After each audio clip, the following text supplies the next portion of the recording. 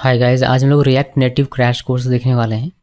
React native सीखने के लिए आपके पास नॉलेज होना चाहिए HTML, CSS, जावास्क्रिप्ट और रिएक्ट जेएस का। तो मैं उम्मीद करता हूँ कि ये सारी जानकारी आपके पास पहले से होगी, तो आप रिएक्ट नेटिव ईजिली सीख पाएंगे।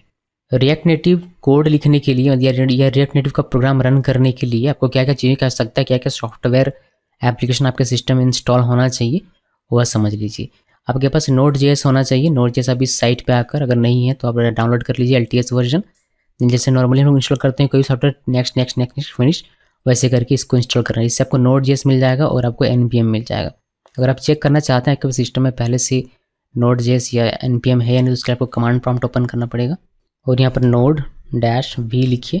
अगर आपको इस तरीके से वर्जन मिल जाता है तो आप समझिएगा कि Node.js आपके सिस्टम में इंस्टॉल है और NPM भी सी के साथ आता है, तो NPM भी आपके सिस्टम में इंस्टॉल हुआ पड़ा होगा। तो Node.js और NPM चाहिए। एक तो पहला ये रिक्वायरमेंट, इसको फुलफिल कीजिए। उसके बाद आपको ज़रूरत पड़ेगी एंड्रॉयड स्टूडियो की। एंड्रॉयड स्टूडियो की आवश्यकता है इसीलिए बिकॉज हमें एंड्रॉयड का इम्यूलेटर चाहिए। तो इसके लिए आपको एंड्रॉयड के ऑफिशियल साइट में जाना है, एंड्रॉयड स्टूडियो के ऑफिशियल साइट में, और यहाँ से डाउनलोड करके इसको इंस्टॉल कर लेना है। जिनको नहीं पता है कि एंड्रॉयड स्टूडियो कैसे डाउनलोड करते हैं, कैसे इंस्टॉल करते हैं, तो उनके लिए मैंने एक सेपरेट वीडियो बनाया हुआ है इस टॉपिक पर, आप उसको देख सकते हैं, आपको समझ में आ जाएगा। तो ये हमने कर लिया, मान लीजिए कि डाउनलोड और इंस्टॉल। तो हमें चाहिए Node.js, हमने कर लिया। हमें एंड्रॉयड स्टूडियो चाहिए एंड्रॉयड इम्यूलेटर के लिए, तो हमने ये भी कर लिया। इसके अलावा आपको इन्वायरमेंट सेटअप करना पड़ेगा रिएक्ट नेटिव का प्रोजेक्ट क्रिएट करने के लिए, तो हम लोग उसको करेंगे, वो मैं आपको करके दिखाऊंगा लाइव। तो हम लोग यहाँ क्या यूज़ करने वाले हैं, हम लोग यूज़ करेंगे विजुअल स्टूडियो कोड। आप कोई भी एडिटर अपनी मर्जी से यूज़ कर सकते हैं, बट मैं आपको रिकमेंड करूँगा कि आप विजुअल स्टूडियो कोड यूज़ करें, ज़्यादा बेहतर है और इसमें आप अच्छे तरीके से काम कर पाएंगे। कैसे सारी चीज़ें सेटअप करनी है, हमें क्या क्या चाहिए रिएक्ट नेटिव का प्रोजेक्ट क्रिएट करने के लिए, वह समझते हैं। तो हम लोग ऑफिशियल डॉक्यूमेंटेशन में जाते हैं, यहाँ से डॉक्स में क्लिक करते हैं और यहाँ पर आपको मिलेगा इन्वायरमेंट सेटअप। यहाँ पर क्लिक कीजिए, then setting up the development environment, यहाँ पर क्लिक कीजिए। यहाँ पर हमें दो ऑप्शन मिलते हैं, कहता है कि एक्सपो CLI का आप यूज़ कीजिए या फिर रिएक्ट नेटिव CLI का यूज़ करें। हम लोग एक्सपो CLI का यूज़ करेंगे। एक्सपो CLI यूज़ करना तो आपके पास Node.js 12 LTS या फिर इससे अपर का वर्जन होना चाहिए, जो कि हमारे पास है। हमारे पास 14 है। उसके बाद आपको इस कमांड को रन करना है और आपको इंस्टॉल करना है एक्सपो CLI ग्लोबली। तो यहाँ पर -g लिखा होता है, आप इसको कॉपी कीजिए। कॉपी करने के बाद कमांड प्रॉम्प्ट ओपन करना, या फिर आप जो आपका VS कोड का टर्मिनल है इसको भी ओपन कर सकते हैं यहाँ से, और फिर आपको जो कमांड हमने कॉपी किया उसको पेस्ट करना है और इंटर प्रेस करना है, और ये आपका इंस्टॉल होना शुरू हो जाएगा। मेरे केस में ये पहले से इंस्टॉल है, तो इसमें थोड़ा सा समय लगता है, आपको 5 से 10 मिनट लग सकता है। आपके इंटरनेट स्पीड पर डिपेंड करता है, इंटरनेट कनेक्ट आपका रहना चाहिए। तो इसको हम लोग प्रॉपर तरीके से इंस्टॉल होने देंगे। चलिए, हमारा इंस्टॉल हो चुका है, जैसे कि देख सकते हैं। अभी इसके बाद हमें क्या करना है, हमें प्रोजेक्ट क्रिएट करना है।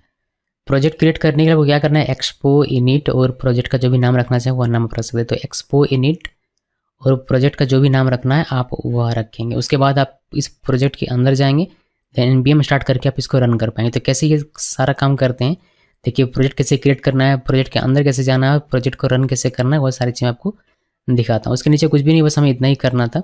एक्सपो CLI का जब आप यूज़ करते हैं तब इसको मैं नीचे कर देता हूँ और यहाँ पर आते हैं। अगर हम लोग देखते हैं एक प्रोजेक्ट क्रिएट करके, तो मैं क्रिएट करूँगा प्रोजेक्ट C ड्राइव में। तो मैं C ड्राइव में हूँ। उसके बाद मुझे यहाँ पर प्रोजेक्ट क्रिएट करना है। क्रिएट करने के लिए आपको एक्सपो INIT, देन प्रोजेक्ट का क्या आप नाम रखना चाहते हैं वह आप नाम यहाँ पर लिखेंगे। तो मैं रखना चाहता हूँ इसका नाम रिएक्ट नेटिव क्रैश कोर्स, ये लिखा मैंने और मैंने इंटर प्रेस किया। अभी इसमें थोड़ा सा समय लगेगा, इस प्रोजेक्ट को क्रिएट करने में भी थोड़ा समय लगता है, और इंटरनेट कनेक्ट आपके पास रहना चाहिए। अभी देखिए, यहाँ पर कुछ चीज़ें मैं पूछता है जो कि हमें जवाब देना पड़ेगा। ये कहता है कि आपके पास ऑप्शन है कि आप कौन सा टेम्पलेट यूज़ करना चाहते हैं मैं प्रोजेक्ट को क्रिएट करने के लिए। इसके लिए आप यूज़ करेंगे एरो की, इनमें से जिसको भी चूज़ करना है उसके लिए, फिर आप इंटर प्रेस करेंगे तो आपका सबमिट हो जाएगा। यहाँ पर आपको ऑप्शन मिलता है, एक ब्लैंक है सबसे पहला, देख सकते हैं आप, ये वाला हमारा ब्लैंक है।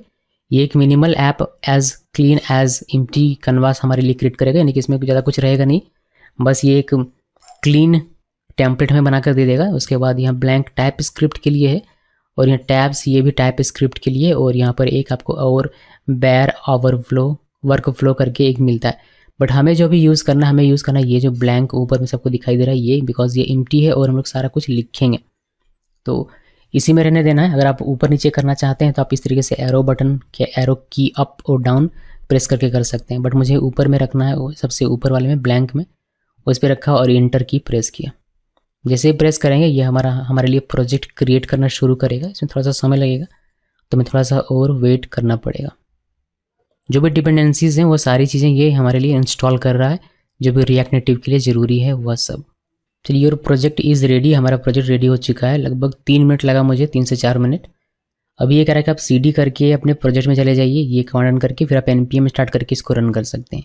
लेकिन उससे पहले हमें कुछ चीज़ें करनी पड़ेगी। देखिए रन करने से पहले तो CD करके मैं इसमें चला जाता हूँ। CD करके रिएक्ट नेटिव और क्रैश कोर्स, इसके अंदर में मैं गया, ये मेरा इसके अंदर में मैं हूँ। आप यहाँ से फोल्डर भी ओपन कर सकते हैं, बिकॉज मैं कोड देख रहा हूँ यहाँ से फोल्डर स्ट्रक्चर हमारा क्या है। तो ओपन फोल्डर में या फिर फाइल में जाकर ओपन फोल्डर यहाँ पर क्लिक कीजिए। C ड्राइव में जाना है, देन जो हमारा फोल्डर है उसको सेलेक्ट करना है, जो प्रोजेक्ट फोल्डर है इसमें क्लिक कीजिए और हमारा ये फोल्डर स्ट्रक्चर है जो कि अभी आपको दिखाई दे रहा है। तो इसके बारे में बात करेंगे भी थोड़ी देर में। पहले टर्मिनल ओपन कर दें और यहाँ पर हमें ये ओपन होकर मिलेगा हमारा जो प्रोजेक्ट है वो। इसका जो डिफ़ॉल्ट कोड हमें मिलता है, जो डिफ़ॉल्ट प्रोजेक्ट हमें एक्चुअली मिलता है वो आप देख सकते हैं यहाँ पर। हमारा जो मेन कोड लिखा हुआ है app.js के अंदर में, इस फाइल के अंदर में हमारा मेन कोड लिखा हुआ है। यहीं पर हम लोग, यहीं से हमारा रेंडरिंग शुरू होगा। जो आप यहाँ पर लिखेंगे यहाँ से शुरू होगा। तो इसमें कुछ कोड लिखा है बेसिक से, एक नॉर्मल सा हमें मिल जाता है प्रोजेक्ट यहाँ बनाया। इसको कैसे रन करते हैं वो देखिए, यानी कि रिएक्ट नेटिव प्रोजेक्ट को कैसे आप रन करेंगे वो देखिए। तो रिएक्ट नेटिव प्रोजेक्ट रन करने से पहले आपको क्या करना पड़ेगा, एंड्रॉयड इम्यूलेटर आपको ऑन करना पड़ेगा। तो एंड्रॉयड इम्यूलेटर ऑन करने के लिए आपने जो एंड्रॉयड स्टूडियो इंस्टॉल किया है उसको ओपन कीजिए। और मैं उम्मीद करता हूँ कि आपने एंड्रॉयड स्टूडियो इंस्टॉल भी किया होगा और साथ में एक इम्यूलेटर भी क्रिएट कर लिया होगा। अगर नहीं किया है तो आप मेरा एंड्रॉयड स्टूडियो कैसे इंस्टॉल करते हैं और इम्यूलेटर कैसे क्रिएट करते हैं वह वीडियो देखिएगा, आपको समझ में आ जाएगा। तो मैं उम्मीद करता हूँ कि आपके पास ऑलरेडी इम्यूलेटर क्रिएट किया हुआ है। तो आपको जाना है AVD मैनेजर में, यहाँ पर क्लिक देखिए AVD मैनेजर, या फिर आप टूल से भी AVD मैनेजर यहाँ से ओपन कर सकते हैं। तो यहाँ जाना है और ये वाला हमारा इम्यूलेटर है एंड्रॉयड का Pixel 2 API 30। इसको क्या करना है, यहाँ पर एक्शन में जो ये ग्रीन कलर का प्ले बटन आपको दिखाई देता है जो कि एक्चुअली लॉन्च है, तो यहाँ पर क्लिक करना है। यहाँ पर जैसे आप क्लिक करेंगे और हमारा इम्यूलेटर जो ओपन होना शुरू हो जाएगा। देखिए हमारा एंड्रॉयड इम्यूलेटर ये कुछ इस तरीके से हमारा ऑन हो जाता है। अगर ये पावर ऑफ है, मान लीजिए कि इस तरीके से आपको ब्लैक दिखाई देता है, ये कुछ देर के बाद ऑन नहीं होता ऑटोमेटिकली, तो आप यहाँ पर क्लिक करके इसको ऑन कर सकते हैं। अभी इस इम्यूलेटर में हमें ये प्रोजेक्ट रन करना है, हमारा जो VS कोड में भी प्रोजेक्ट है वो मैं करके आपको दिखाता हूँ। लेकिन उससे पहले एक छोटी सी जानकारी मैं आपको देना चाहूँगा कि कल को अगर रिएक्ट नेटिव रन करते हुए आपको कोई भी प्रॉब्लम इशू फेस करना पड़ता है कि रिएक्ट नेटिव आपका रन नहीं हो रहा, आपको किसी तरीके का कोई एरर मिल रहा है, तो उसका ईजी फिक्स ये है कि आप क्या करेंगे कि यहाँ जो AVD मैनेजर है इस पर, और जो आपका इम्यूलेटर जिस इम्यूलेटर का आप यूज़ कर रहे हैं यहाँ पर आइए और यहाँ पर क्लिक कीजिएगा और वाइप डेटा इस पर क्लिक कीजिएगा। तो ये जो इम्यूलेटर आपका रिफ्रेश हो जाएगा, यानी कि इससे जो डेटा है वो वाइप हो जाएगा, आपको फ्रेश एक इम्यूलेटर मिलेगा बढ़िया सा। तो कोई एरर आएगा तो आप इसको एक बार जरूर ट्राई कीजिएगा, शायद ये आपके एरर को फिक्स कर दे। तो ये शायद है, बिकॉज हर एरर का यही फिक्स हो ऐसा ज़रूरी नहीं है, बट हाँ ये एक फिक्स हो सकता है। तो मैं इसको क्लोज करता हूँ, इसकी हमें आवश्यकता नहीं है, हमें इसकी भी आवश्यकता नहीं है। हमें बस चाहिए था ये इम्यूलेटर ओपन करना था, इसीलिए हमने एंड्रॉयड स्टूडियो का यूज़ किया, वरना हमें उसकी आवश्यकता नहीं है। आप कमांड प्रॉम्प्ट से भी एंड्रॉयड इम्यूलेटर को ओपन कर सकते हैं, और थोड़ा सा कोड लिखना पड़ेगा, मतलब कमांड हमें चलाना पड़ेगा, वो थोड़ा सा डिफिकल्ट इसलिए मैंने उसको नहीं बताया। आप इस तरीके से ओपन करना सीखिए, ये ज़्यादा ईजी है।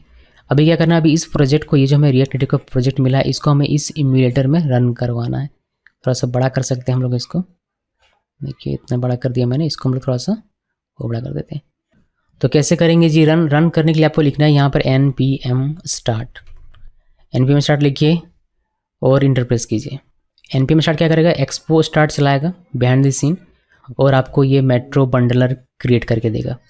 मेट्रो बंडलर में आपको ऑप्शन मिलता है कि आप जो प्रोजेक्ट है आपका रिएक्ट नेटिव का, उसको आप एंड्रॉयड इम्यूलेटर में रन करना चाहते हैं, एंड्रॉयड डिवाइस में रन करना चाहते हैं अपने मोबाइल फ़ोन में, या फिर आप iOS इम्यूलेटर में रन करना चाहते हैं, फिर आप वेब ब्राउज़र में रन करना चाहते हैं, या फिर आप लिंक सेंड करना चाहते हैं किसी को ईमेल के थ्रू जिससे कि वो आपका प्रोजेक्ट देख पाए, या फिर आप इसको पब्लिश करना चाहते हैं एक्सपो में। तो हम लोग अभी फ़िलहाल के लिए पर स्कैन भी कर सकते हैं यहाँ से इस QR को, इस प्रोजेक्ट को रन करने के लिए अपने मोबाइल में।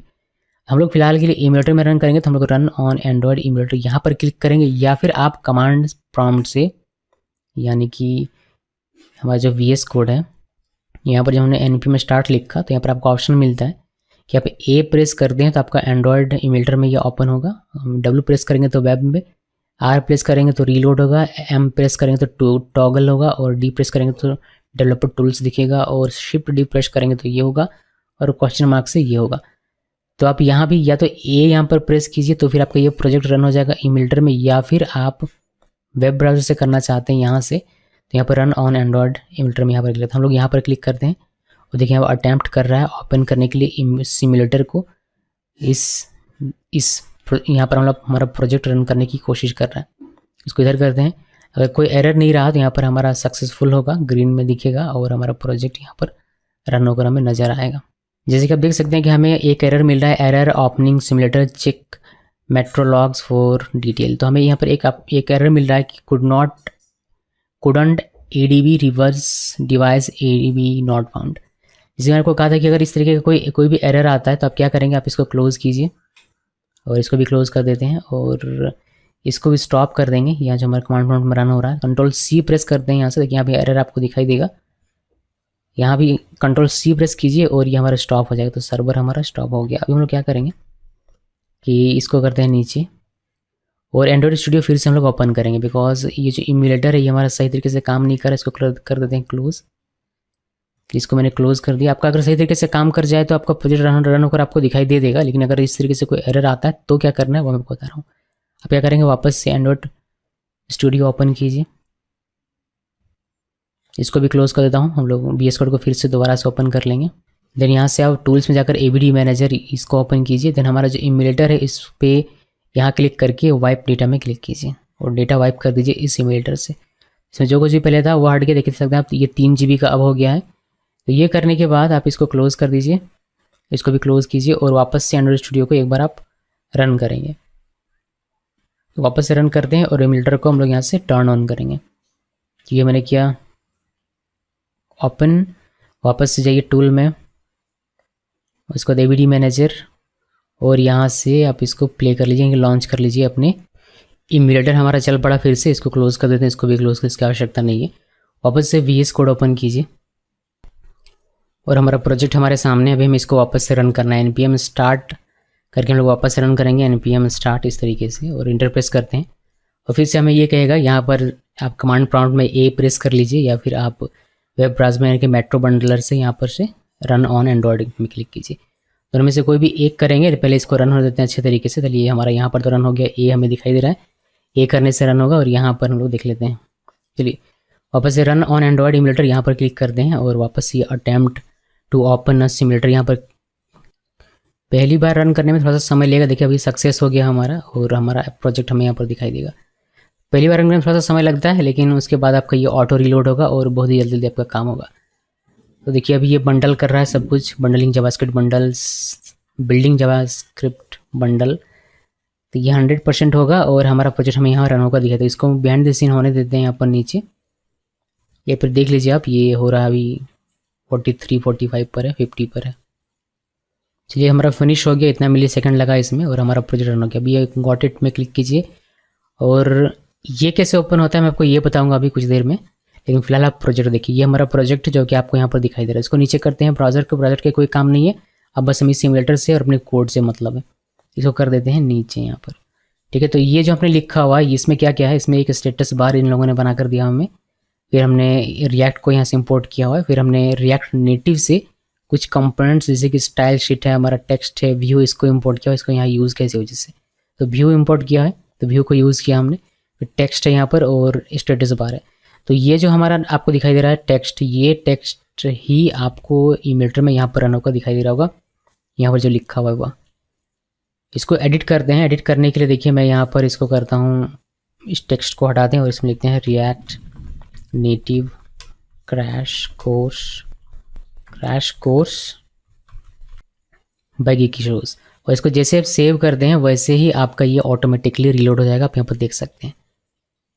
तो ये हो गया हमारा। अभी ये सारी चीज़ मैं हटा दूंगा और फिर से मैं आपको दिखाऊंगा, लेकिन उससे पहले कभी कभी क्या होगा कि यहाँ सेव आप करेंगे इस तरीके से Ctrl+S प्रेस करके, तो ये रीलोड नहीं होगा यहाँ पर ऑटोमेटिकली, तो आपको मैनुअली रीलोड करना पड़ेगा। मैनुअली रीलोड करने के लिए आपको जो मेन्यू था उसको ओपन करना पड़ेगा। मेन्यू ओपन करने के लिए आप Ctrl+M प्रेस करेंगे तो आपको इस तरीके से एक मेन्यू दिखाई देगा। अब यहाँ पर आपको रीलोड का ऑप्शन मिल जाता था। अब यहाँ पर जैसे क्लिक करेंगे रीलोड में, आपका पूरा जो एप्लीकेशन है रीलोड होकर आपको देखने को मिलेगा। तो ये एक सिंपल सा प्रोजेक्ट है जिसको हमने रन करना सीखा। कुछ एक्सटेंशन जो आपके काम आ सकता है, यहाँ पर आप आते हैं और मेरे सब ऑप्शनल है। वैसे मैं आपको बता दूँ, यहाँ पर रिएक्ट नेटिव लिख कर आप सर्च कीजिए, रिएक्ट नेटिव। और कुछ लोग ये यूज़ करते हैं रिएक्ट नेटिव टूल्स, ये डिबगिंग के लिए काम आता है। तो आप चाहते हैं डिबग करना तो आप इसका इस्तेमाल कर सकते हैं। मैंने इसको इस कोर्स के दौरान यूज़ नहीं किया है, इसलिए मैं इसको इंस्टॉल भी नहीं किया। इसके अलावा आप ये स्निपेट इंस्टॉल करके रखिए, यस रिएक्ट नेटिव स्निपेट्स, जैसे आपका कोड लिखना ज़्यादा ईजी हो जाएगा। ओके, तो आप इसको इंस्टॉल कर सकते हैं। बस यही दो है, और भी बहुत सारे लोग बहुत सारी चीज़ें इंस्टॉल कर देते हैं, बट उतना आवश्यकता नहीं है। इन दोनों की भी आवश्यकता नहीं है अगर आप कोड खुद से लिख पाएंगे तो, और थोड़ा सा समय बच जाए हमारा, इसलिए हम लोग स्निपेट्स का भी यूज़ किया करेंगे। इसको करते हैं इधर से इतना। तो क्या एक्सटेंशन चाहिए वो हमने देख लिया। हमने देख लिया कि प्रोजेक्ट हमारा कैसे ये हमारा लिखा हुआ वो हमने देख लिया। हम लोग सब कुछ समझेंगे, ये सारी चीज़ सब कुछ समझेंगे। अगर अभी मैं इसको हटा दूँ यहाँ से यहाँ तक तो भी हमें कोई फ़र्क नहीं पड़ता। ये हटा दिया मैंने तो इससे ये स्टाइल हमारा हट जाएगा। और स्टेटस बार ऑटो अगर रहने दें तो देखिए हमने सेव किया, सेव करने के बाद हमारा ये ऊपर चला जाता है। इसको भी हटा देता हूँ यहाँ से, बस ये रखते हैं। और हमें स्टाइल शीट नहीं चाहिए, टेक्स्ट चाहिए, और ऊपर से ये नहीं चाहिए। ओके जी, तो इतना हमें बस चाहिए। अभी इस पर आएंगे, उससे पहले ये देख लीजिए फोल्डर थोड़ा सा। ये हमने यहाँ पर डॉट एक्सपो एक हमारा फाइल, इसमें एक्सपो रेडियस जो सेटिंग्स है हुआ है। उसके बाद एसेट्स से, एसेट्स में आप अपनी इमेजेस, आइकन्स, जो भी फाइल्स होगी आपकी, जो भी एसेट्स फाइल होगी वो सारी आप इसके अंदर में रख सकते हैं। फोल्डर भी इसके अंदर में बनाकर आप रख सकते हैं अगर आपको कैटेगरी वाइज रखना है तो। नोड मॉडल्स में जो भी पैकेजेस और डिपेंडेंसीज इंस्टॉल हुई हैं वो सारा ही आपको नोड मॉडल्स में मिल जाएगा। गिट इग्नोर है, app.js हमारा मेन फाइल है, यहाँ पर आपको कोड आकर मेंशन करना है ताकि ये हमारा रेंडर हो। उसके बाद babel.config फाइल है, babel config के लिए पैकेज लॉक जेसन है और पैकेज जेसन है। ये सारी चीज़ें आपको पहले से पता होगी बिकॉज मैंने एक पूरा कंप्लीट वीडियो बनाया है एनपीएम के बारे में, तो उसको आप देखिएगा। आपको package dot JSON, package lock Jason क्या है, ये babel config क्या है, ये सारी चीज़ें उसमें मैंने बताई। तो यहाँ से हम लोग उसको रिपीट नहीं करेंगे। पैकेज डॉट जेसन में आप यहाँ पर देख सकते हैं स्क्रिप्ट कि अगर आप npm स्टार्ट लिखते हैं तो आपको behind the scene Expo start run होता है। और डिपेंडेंसी आपको यहाँ बताएंगे, एक्सपो डिपेंडेंसी इतना है, एक्सपो स्टेटस बार ये है, रिएक्ट हमारा ये इंस्टॉल है, रिएक्ट डो हमारा ये इंस्टॉल, रिएक्ट नेटिव हमारा ये इंस्टॉल है, रिएक्ट वेब भी हमारा इंस्टॉल है। तो इसको हम लोग क्लोज कर देते हैं और इस पे से बाहर आते हैं, यानी कि इस इंट्रोडक्शन से बाहर आते हैं और अपने प्रोजेक्ट पर कोडिंग पे फोकस करते हैं। तो रन कैसे करना है, रन आपका ऑटोमेटिकली होगा। आप यहाँ पर कुछ भी लिखेंगे, जैसे मैं अगर टेक्स्ट की एक एग्जांपल की बात करूँ कि हेलो रिएक्ट नेटिव, और मैंने इसको सेव किया। जैसे मैं सेव करता हूँ मेरा जो मिल्टर ऑटोमेटिकली रिफ्रेश होता है और हमें यहाँ पर दिखाई दे, देखिए हमको दिखाई देगा यहाँ पर हेलो रिएक्ट नेटिव। अभी कभी कभी क्या होता है कि ये एकदम ऊपर घुस कर आपको दिखाई देगा। अगर हम लोग कंट्रोल एम करते हैं, इसको रीलोड करते हैं, रीलोड एक बार करके दिखाता हूँ, तो अब देखेंगे कि आपका जो हेलो रिएक्ट नेटिव एकदम ऊपर घुस गया। आपको मे भी दिखाई ना दे रहा हो, छोटे छोटे लिखा हो इसी वजह से, बट इसके ऊपर में यहाँ पर घुस गया है। सब बड़ा अगर मैं कर दूँ आप लोगों के लिए, देखिए मे भी आपको दिखाई दे, नहीं दिखाई देगा, बहुत छोटा। तो रिएक्ट नेटिव जो ऊपर में घुस गया, आपको इसको ठीक इसमें पैडिंग देना पड़ता है। और iOS के लिए सेफ एरिया करके एक कंपोनेंट है जिसका यूज़ होता है, बट यहाँ पर हम iOS के लिए नहीं देख रहे हैं, हम लोग देख रहे हैं क्या एंड्रॉयड के लिए, एंड्रॉयड इम्यूलेटर के लिए। यही कोड है, सेम कोड है, और दोनों में अपना अपना वर्जन खुद ले लेता है। मैं वो दिखाता हूँ कुछ चीज़ें इसके डॉक्यूमेंटेशन में, जिससे आप इसको मेरी बातों को अच्छे से समझ पाएंगे। जब आप व्यू यूज़ करते हैं, इसका क्या मतलब होता है एंड्रॉयड में जब ये रन करता है तब, या फिर जब ये iOS डिवाइस में रन करता है। तो उसी तरीके से टेक्स्ट का क्या मतलब होता है ये भी आपको देखने को समझ में आएगा। तो हम लोग इसमें से वापस आते हैं डॉक्यूमेंटेशन में, और यहाँ पर रिएक्ट नेटिव को वापस से ओपन करेंगे। रिएक्ट नेटिव के साइट पर हूँ मैं, यहाँ से डॉक्स में जाना है, डॉक्स से आपको जाना है यहाँ core components and native components में, यहाँ पर क्लिक कीजिए। उसके बाद आप इसको थोड़ा सा नीचे करेंगे तो आपको यहाँ पर एक टेबल मिलेगा ये वाला, इसको देखिए, थोड़ा सा समझने की कोशिश कीजिए आप लोग कि जब आप व्यू लिखते हैं, ये हमारा क्या है रिएक्ट नेटिव यूआई कंपोनेंट है। जब आप व्यू लिखते हैं, जैसे हमने यहाँ पर लिखा हुआ है अपने इस कोड में, यहाँ पर व्यू, इसका क्या मीनिंग होता है, इसका मीनिंग क्या होता है एंड्रॉयड में, उसका क्या मीनिंग होता है iOS में, वही यहाँ बताया गया है कि जब आप व्यू लिखते हैं ये रिएक्ट कंपोनेंट है, बट एंड्रॉयड व्यू में इसका मीनिंग होता है व्यू ग्रुप, और iOS व्यू में इसका मीनिंग होता है यूआई व्यू। ओके, और वेब में ये होता है। वेब में ये सिंपल डिव माना जाता है। डिव तो सबको पता होगा, अगर आपने वेब में कोड किया है कभी तो HTML CSS का, ये डिव माना जाता है। तो व्यू क्या है, व्यू एक तरह का डिव है मोबाइल के लिए। एंड्रॉयड में इसको ये कहा जाता है और iOS में ये कहा जाता है। उसके बाद टेक्स्ट, टेक्स्ट जब आप लिखते हैं टेक्स्ट व्यू माना जाता है एंड्रॉयड में, और UI टेक्स्ट व्यू माना जाता है iOS में, और वेब में ये p टैग माना जाता है पैराग्राफ लिखने के लिए। उस तरीके से इमेज रिएक्ट में, रिएक्ट नेटिव में, बट एंड्रॉयड में ये इमेज व्यू और iOS में UI इमेज व्यू, और वेब में ये IMG टैग। इस तरीके से स्क्रॉल व्यू है, ये स्क्रॉल व्यू एंड्रॉयड में और UI स्क्रॉल व्यू iOS में, और वेब में डिव, बट इसमें कुछ थोड़ी एक्स्ट्रा फीचर जैसे कि जेनेरिक स्क्रॉलिंग कंटेनर, ये स्क्रॉल करेगा ऊपर नीचे तो वो आपको मिल जाता है। इस तरीके से टेक्स्ट इनपुट का ये होता है edit text, UI text field, और वेब के लिए इनपुट टाइप टेक्स्ट। और भी बहुत सारी हैं, यहाँ पर एक बस बेसिक सा एग्जांपल दिया गया है कि ये मीनिंग होता है इस तरीके से कुछ। तो आप रिएक्ट का कोड लिखते हो तो लिखेंगे ये, बट बिहाइंड द सीन इसका कोड इसमें और इसमें आता है। तो इसका क्या मतलब, इसका मतलब ये हुआ कि आप एक बढ़िया सा मोबाइल एप्लीकेशन क्रिएट कर सकते हैं रिएक्ट नेटिव का यूज़ करके। ऐसा नहीं कि वह मोबाइल एप्लीकेशन है बट वेब की तरह दिख रहा है, अच्छा नहीं दिख रहा, वैसा नहीं है। एक बढ़िया सा वेब मोबाइल एप्लीकेशन आप क्रिएट कर सकते हैं जो कि नेटिव आपका माना जाएगा। आप रिएक्ट नेटिव का यूज़ करके इसको क्रिएट कर सकते हैं। इसको थोड़ा समय कर देता हूँ जूम आउट, और डॉक्यूमेंटेशन में आकर कभी कभी देखेंगे तो इसको ओपन रहने देते हैं और हम लोग करते हैं इसको नीचे। तो थोड़ा बहुत इंट्रोडक्शन भी मिल गया आपको रिएक्ट नेटिव का। अभी हम लोग वापस से अपने प्रोग्राम में आएंगे और एक एक करके सारा कोड देखेंगे। तो व्यू एक रहने देते हैं, व्यू के अंदर में रहने देना है, बिकॉज रिएक्ट का आपको पता होगा कि ये एक कंपोनेंट ही रिटर्न कर सकता है, मल्टीपल नहीं कर सकता। यानी कि एक व्यू आपने लिखा तो एक और व्यू आप इसके नीचे यहाँ पर इस तरीके से नहीं लिख सकते, आपको इसके अंदर में ही लिखना पड़ेगा, या फिर इन सब को एक कंपोनेंट से रैप करना पड़ेगा, ये हमें पता है।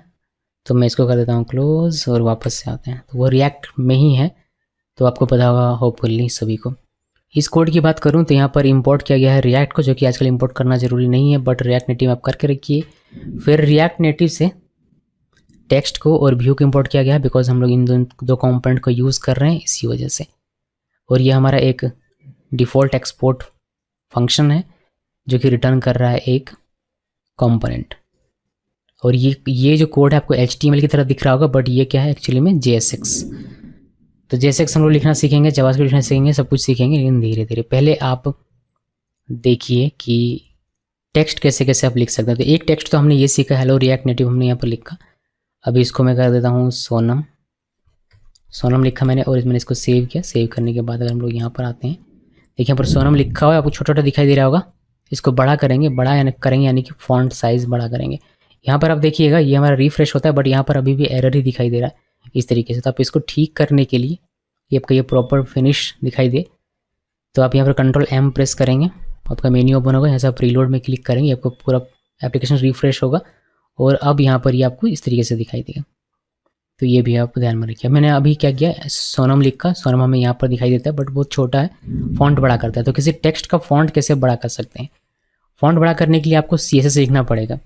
अब CSS लिखने के बहुत सारे तरीके हैं। अभी फिलहाल जो मैं आपको तरीका बता रहा हूँ इनलाइन, यानी कि यहाँ पर आप लिख सकते हैं स्टाइल प्रॉपर्टी का यूज़ कीजिए, करली ओपन करली क्लोज, करली ओपन करली क्लोज, और यहाँ पर लिखिए फॉन्ट साइज़, फॉन्ट साइज़। और यहाँ पर कॉलम देकर कितना साइज़ देना चाहता है, मैं 28 देना चाहता हूँ, मैंने 28 लिखा और सेव किया इसको। और यहाँ पर आप देखेंगे तो ये हमारा सोनम देखिए अभी बड़ा, कुछ थोड़ा सा बड़ा होकर दिखाई दे रहा है। ये जो स्टाइल प्रॉपर्टी है इसमें हमने करली ओपन करली ओपन करली ओपन करली ओपन करली क्लोज इस तरीके से लिखा और डबल दिया हुआ है। और यहाँ पर हमने CSS लिखा। CSS लिखने का तरीका यहाँ पर थोड़ा सा अलग है। जैसे CSS प्रॉपर CSS में लोग फॉन्ट डैश साइज लिखते हैं, बट यहाँ पर कैमल कैश यूज़ किया जाता है, वही है, बट यहाँ पर कैमल कैश यूज़ करना है, फॉन्ट और साइज़ साथ में, साइज़ का S कैपिटल में। ओके जी। तो टेक्स्ट को कैसे बड़ा करना है वो हमने सीखा। अभी कुछ और टेक्स्ट लिखते हैं, जैसे राहुल का एक लिखेंगे, फिर सुमित लिखेंगे। तो यहाँ पर हम लोग इसको इस तरीके से लिख सकते हैं, राहुल लिखा, फिर यहाँ पर हम लिख दिया सुमित, सबका फॉन्ट साइज भी बड़ा हमने किया हुआ। इसको सेव कर दें। सेव करने के बाद इसको यहाँ पर देखिएगा तो राहुल सोनम राहुल सुमित ऐसे आपको दिखाई देगा। ये बहुत ही बेसिक सा एग्जांपल है। अभी इसमें प्रॉप्स अगर आपको यूज़ करना है तो कैसे करेंगे, अगर मैं इसको कमेंट कर दूँ आप लोगों के लिए, या फिर अलग से अगर मुझे अपना कस्टम कंपोनेंट बनाना हो तो कैसे बनाएंगे वो पहले देख लीजिए, फिर इसमें मैं आपको प्रॉप्स भी यूज़ करके दिखा देता हूँ। तो मैंने इसको कर दिया कमेंट, और हम लोग अपना बनाएंगे एक बहुत ही सिंपल सा कस्टम कंपोनेंट बनाएंगे नेम नाम का। तो कॉन्स्ट लिखा, फिर नेम नाम का मैंने लिखा अपना जो भी मैंने नाम रखना है वह रखा। फिर यहाँ पर एरो फंक्शन का हम लोग यूज़ कर रहे हैं यहाँ पर, आप चाहें तो नॉर्मल फंक्शन का भी यूज़ कर सकते हैं। देन हम लोग रिटर्न लेंगे इससे क्या, एक कंपोनेंट, किस तरह का कंपोनेंट, देखिए एक व्यू पहले आपको लिखना है यहाँ पर, तो व्यू तो रहेगा ही, ये व्यू हमने लिखा। फिर उसके बाद हम लोग एक टेक्स्ट यहाँ पर लिखेंगे, टेक्स्ट लिखा, और यहाँ पर हम लोग लिख देते हैं, मान लीजिए कि सोनम लिखा, और यहाँ पर स्टाइल दे देते हैं, स्टाइल इक्वल करली ओपन करली क्लोज, करली ओपन करली क्लोज, और यहाँ पर फॉन्ट साइज कितना, मान लीजिए किस बार दे दिया मैंने 30 या फिर 28 ही देते हैं।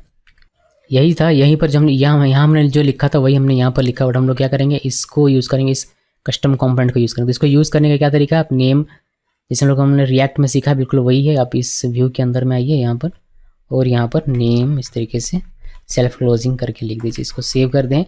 इस नेम में क्या है, इस नेम में है ये, तो ये आपको रन होकर दिखाई देगा। और ये जो व्यू हमने लिखा है, इस व्यू का वी कैपिटल होना चाहिए, तभी कलर हमारा ठीक से नहीं आ रहा था, अभी ये हमने ठीक कर दिया। तो इसको सेव कीजिए, सेव करने के बाद यहाँ पर आकर देखिए आपको सोनम दिखाई देगा। ठीक है, तो अब इस तरीके से अपना कस्टम कंपोनेंट भी बनाना चाहे तो बना सकते हैं। आप इसको एक अलग फाइल में क्रिएट कर सकते हैं, इसको इंपोर्ट करके यूज़ कर सकते हैं। एक फोल्डर यहाँ पर बना सकते हैं यहाँ पे ऐप नाम का, उसके अंदर में सारा फाइल रखिए, तो वो भी आप कर सकते हैं। वो सारी चीज़ें ईजी हैं, तो उस पर मैं नहीं जा रहा हूँ। एक नेम नाम का हमने बना लिया। अभी इसमें अगर आपको प्रॉप्स पास करना है, से कहने का मतलब मेरा ये है कि अगर मेरा ये जो नेम है ये डायनामिक हो जाए किसी भी कारण से, और हम लोग यहाँ से प्रॉप पास करें अपने इस कंपोनेंट में, तो कैसे करेंगे वो देखिए। मतलब यहाँ पर नेम है हमारा, मैं यहाँ से नेम इक्वल सोनम ऐसे पास किया मैंने, एक ही देता हूँ, पहले एक दिखाता हूँ। यहाँ से मैंने ये नेम पास किया, बिकॉज अभी ये डायनामिक नहीं है, अभी हमने सोनम यहाँ पर कस्टम लिखा हुआ है, मतलब अपना खुद का लिखा हुआ है, ये स्टैटिक है, तो उसको लोग डायनामिक बनाते हैं। यहाँ पर हम लोग क्या करेंगे, सोनम लिखने के बजाय प्रॉप्स का यूज़ करेंगे। तो प्रॉप्स का कैसे यूज़ करते हैं, जो भी हमने यहाँ पर लिखा प्रॉप्स, ये इस यहाँ पर प्रॉप्स प्रॉपर्टी में आएगा, प्रॉप्स पैरामीटर भी आप कह सकते हैं, यहाँ पर आएगा। दिस डॉट प्रॉप्स नहीं लिखना है बिकॉज ये क्लास नहीं है, सिर्फ प्रॉप्स लिखिए। और फिर ये प्रॉप्स डॉट जो भी इस प्रॉपर्टी का नाम है, नेम है तो नेम, उससे हमें ये जो भी इसका वैल्यू होगा वो मिल जाएगा। तो यहाँ पर आइए और यहाँ पर लिखिए प्रॉप्स डॉट नेम, इससे हमें मिल जाएगा क्या, जो भी इसका वैल्यू है सोनम वो हमें मिल जाएगा। आप यहाँ पर ऐसे भी लिख सकते हैं, ऐसे पहले ये देख लीजिए। इसको सेव किया, सेव करने के बाद यहाँ पर आते हैं और देखिए सोनम दिखाई दे रहा है। हम लोग इसको एक बार रीलोड करके मैं आपको दिखा दूँ ताकि आपको ऐसा ना लगे कि रिफ्रेश हो नहीं रहा। तो ये देखिए रिफ्रेश हुआ और सोनम को दिखाई देती है। अब यहाँ पर चाहें तो इस तरीके से नेम ये भी लिख सकते हैं। इसको सेव किया, सेव करने के बाद देखिए यहाँ पर नेम सोनम ऐसे दिखाई देगा। अभी एक और प्रॉप मैं यहाँ से पास करता हूँ, एज नाम का, एज प्रॉप पास करते हैं और एज में देता हूँ 27। इसको सेव किया, अभी एज जा रहा है तो यहाँ पर प्रॉप्स डॉट एज हमारा एक हाथ चला आएगा। इसको एक बार कॉपी पेस्ट कर लेते हैं और यहाँ पर एज लिख देते हैं और यहाँ पर प्रॉप्स डॉट नेम लिखने के बजाय एज लिखेंगे। इसको सेव करते हैं, नेम आएगा एज आएगा। इसको सेव किया, सेव करने के बाद यहाँ पर रन करेंगे। देखिए नेम दिखाई दे रहा है सोनम और एज दिखाई दे रहा है 27। अब इसी को हम लोग रीयूज़ कर सकते हैं। अगर मैं एक और बार चाहूँ तो एक और बार यूज़ कर सकता हूँ, एक बार और अलग अलग प्रॉपर्टी पास करके, यानी कि प्रॉप्स पास करके। यहाँ पर राहुल पास कर दिया, राहुल की एज हम लोग चेंज कर सकते हैं। यहाँ से मान लीजिए मैंने कर दिया 28। फिर यहाँ से सुमित पास कर सकते हैं हम लोग, सुमित, और सुमित का एज हम लोग कर देते हैं मान लीजिए कि 22। इसको सेव कर दिया। तो सोनम के साथ जब ये हमारा रेंडर होगा तो हमारा इसका जो वैल्यू होगा वह दिखाई देगा इन प्रॉप्स में। फिर राहुल के साथ जब होगा तो राहुल का, और सुमित का तो होगा तो सुमित का। तो हमने इसको सेव किया, सेव करने के बाद आप यहाँ पर देखेंगे तो सोनम का दिखाई देगा, फिर राहुल का और सुमित का दिखाई देगा डेटा। ओके, तो ये हो गया। ये था कि आप अपना कंपोनेंट कैसे बनाएंगे और प्रॉप्स वगैरह कैसे काम करेंगे वो। इसको भी कमेंट कर देता हूँ। और एक नॉर्मल सा हम लोग यहाँ पर एक टेक्स्ट लिखेंगे। टेक्स्ट का जो ये जो कंपोनेंट, इस पर कुछ प्रॉपर्टीज़ हैं वो मैं आपको दिखाता हूँ। उसके लिए हम लोग यहाँ पर एक लंबा सा लिखते हैं टेक्स्ट कुछ इस तरीके से। यहाँ पर स्टार्ट से स्टार्ट है और एंड से एंड है, तो ये ध्यान में रखना है। कुछ हमें यहाँ पर पहले मैं आपको इसका पहले हम लोग क्या करते हैं, इसका फॉन्ट साइज़ जो है उसको बड़ा करता है कि हमें ये कम से कम दिखाई दे, वरना दिखाई ही नहीं देगा। तो फॉन्ट स्टाइल मैंने लगा दिया, फॉन्ट स्टाइल में लगा दिया। फॉन्ट साइज का मैंने इंक्रीज़ किया इतना। यहाँ पर देखिए आपको ये दिखाई देगा। तो स्टार्ट से यहाँ से स्टार्ट हो रहा है ऊपर से, और यहाँ नीचे में एंड लिखा तो यहाँ पर ख़त्म हो रहा है। अभी अगर आप देखेंगे तो यहाँ पर नंबर ऑफ़ लाइन्स जो है वो बहुत सारा, मतलब गिन सकते हैं आप वैसे 1 2 3 4 5 6 7 8 है लगभग। अब इसको कम करना चाहते हैं, आप चाहते हैं कि 3 ही लाइन दिखाई दे, तो आप यहाँ पर एक प्रॉपर्टी है टेक्स्ट में जो कि है number of lines. Number of lines इस पर आप दे सकते हैं value, curly open curly close करके 3 दिया मैंने, तो अब ये 3 लाइन ही आपको दिखाएगा, फिर डॉट डॉट डॉट कर देगा। देखिए 3 लाइन 1 2 3 है और यहाँ पर डॉट डॉट आपको दिखाई दे रहा होगा। तो नंबर ऑफ लाइन्स आप फिक्स कर सकते हैं, कितना मैक्सिमम नंबर ऑफ लाइन्स ये होना चाहिए वो आप फिक्स कर सकते हैं। साथ में रिएक्ट नेटिव में आप टेक्स्ट को प्रेस कर सकते हैं, यानी कि ऑन प्रेस इवेंट भी हमारे पास यहाँ पर है। तो ऑन प्रेस इवेंट पे आप क्या करना चाहते हैं, मैं सिंपली आपको एक कंसोल करके दिखाऊंगा अभी के लिए। तो कंसोल हम लोग कुछ एरो फंक्शन यहाँ पर यूज़ करते हैं और हम लोग कंसोल करके मैं आपको सिर्फ दिखाता हूँ। तो कंसोल LG किया और यहाँ पर लिखते हैं टेक्स्ट क्लिक्ड और इसको सेव किया। सेव करने के बाद यहाँ पर देखिए, अगर आप इसको और बेहतर तरीके से लिखना चाहते हैं तो आप इसको इस तरीके से लिख सकते हैं, इस तरीके से इंडेंट करके लिख सकते हैं अगर आपको थोड़ा सा बेहतर और दिखाई दे इसलिए। तो ये हमने लिखा, स्टाइल लिख दिया हुआ, फॉन्ट से बड़ा कर दिया, नंबर ऑफ लाइन्स हमने, और ऑन प्रेस हम लोग अभी देख रहे हैं। तो जो ऑन प्रेस पे हमें दिखाई देगा, जो हमारा कंसोल होगा वो हमें यहाँ पर दिखाई देगा। तो फिलहाल के लिए हम लोग यहाँ पर आते हैं और यहाँ पर जब आप क्लिक कीजिएगा, देखिए टेक्स्ट क्लिक्ड हमें यहाँ पर दिखाई, यानी कि इवेंट हमारा फायर होता है ऑन प्रेस का, और जो भी इसके अंदर में आप कोड लिखेगा वो आपका एग्जीक्यूट होगा इस टेक्स्ट के क्लिक होने पर, ये हमें पता चल जाता है। इसके अलावा अभी जो आपका टेक्स्ट है, ये जो टेक्स्ट ये सिलेक्ट नहीं हो सकता, आप इसको सिलेक्ट करने की कोशिश करेंगे ये आपका सिलेक्ट नहीं होगा। अगर आपको किसी टेक्स्ट को सिलेक्ट बनाना है तो उसके लिए आपको यहाँ पर लगाना पड़ेगा सिलेक्टेबल। सिलेक्टेबल ये प्रॉपर्टी लिखिए, सेव कीजिए। सेव करने के बाद अब ये आप सिलेक्ट कर सकते हैं। देखिए मैं इस तरीके से सिलेक्ट कर सकता हूँ और इसको कॉपी भी कर सकते हैं, शेयर भी कर सकते हैं। सिलेक्ट ऑल में क्लिक करके इसको ऑल को भी सिलेक्ट किया जा सकता है। तो ये सारी फैसिलिटीज़ आपको यहाँ पर अवेलेबल होकर मिल जाती है जब आप यहाँ पर लगाते हैं सेलेक्टेबल। तब अब मैं आपको स्टाइलिंग दिखाता हूँ। स्टाइलिंग मैं आपको टेक्स्ट पर दिखा रहा हूँ, बट आप सेम तरीके से किसी भी कंपोनेंट में जिस पे स्टाइलिंग दिया जा सकता है उस पर आप यूज़ कर सकते हैं। हम लोग फिलहाल भी सिर्फ टेक्स्ट को लेकर एग्जांपल चलेंगे। अब बटन में भी कलर चेंज करना हो तो कैसे करेंगे, वह सारी चीज़ें इसी पे कवर हो जाएगी। हम लोग सिर्फ टेक्स्ट को मानकर चलेंगे। तो हम लोग यहाँ पर एक टेक्स्ट बनाते हैं, टेक्स्ट, और इस पर लिख देते हैं styling, learn styling in React native. इसको सेव किया। सेव करने के बाद यहाँ पर देखेंगे तो हमें छोटा छोटा दिखाई देगा ऊपर में, यहाँ पर एकदम ऊपर में चिपक के। मैं आपको टेक्स्ट का जो डॉक्यूमेंटेशन है वह आपको दिखा देता हूँ कि कहाँ से मैं ये प्रॉपर्टीज़ निकाला हूँ, number of lines, on press, selectable या फिर स्टाइल जो हम लोग यहाँ पर भी यूज़ करेंगे, कैसे पता लगाता हूँ वह आप देख लीजिए।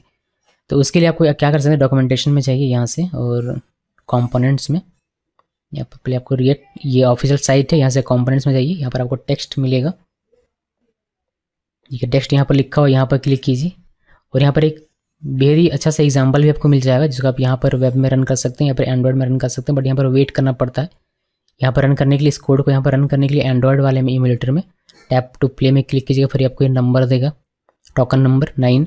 जब आपका नंबर आएगा तब ये यहाँ पर होकर दिखाई देगा। तो हम लोग इसका यूज़ नहीं करते हैं, बहुत वेटिंग टाइम लेता है ये, खासकर ट्यूटोरियल बनाएंगे तो बिल्कुल भी यूज़ नहीं होता। इसको चेक करना चाहते तो आप वेट करके चेक कर सकते हैं कि अभी 8 में आ गया, ये धीरे धीरे घटता है, फिर आपका नंबर जब आएगा तब आपका ये कोड रन करके आपको एंड्रॉयड इम्यूलेटर में दिखा देगा। आयुष में कैसा दिखेगा वह दिखेगा, एंड्रॉयड में कैसा दिखेगा वह, और वेब में कैसा दिखेगा वह, सब कुछ ये बता देगा।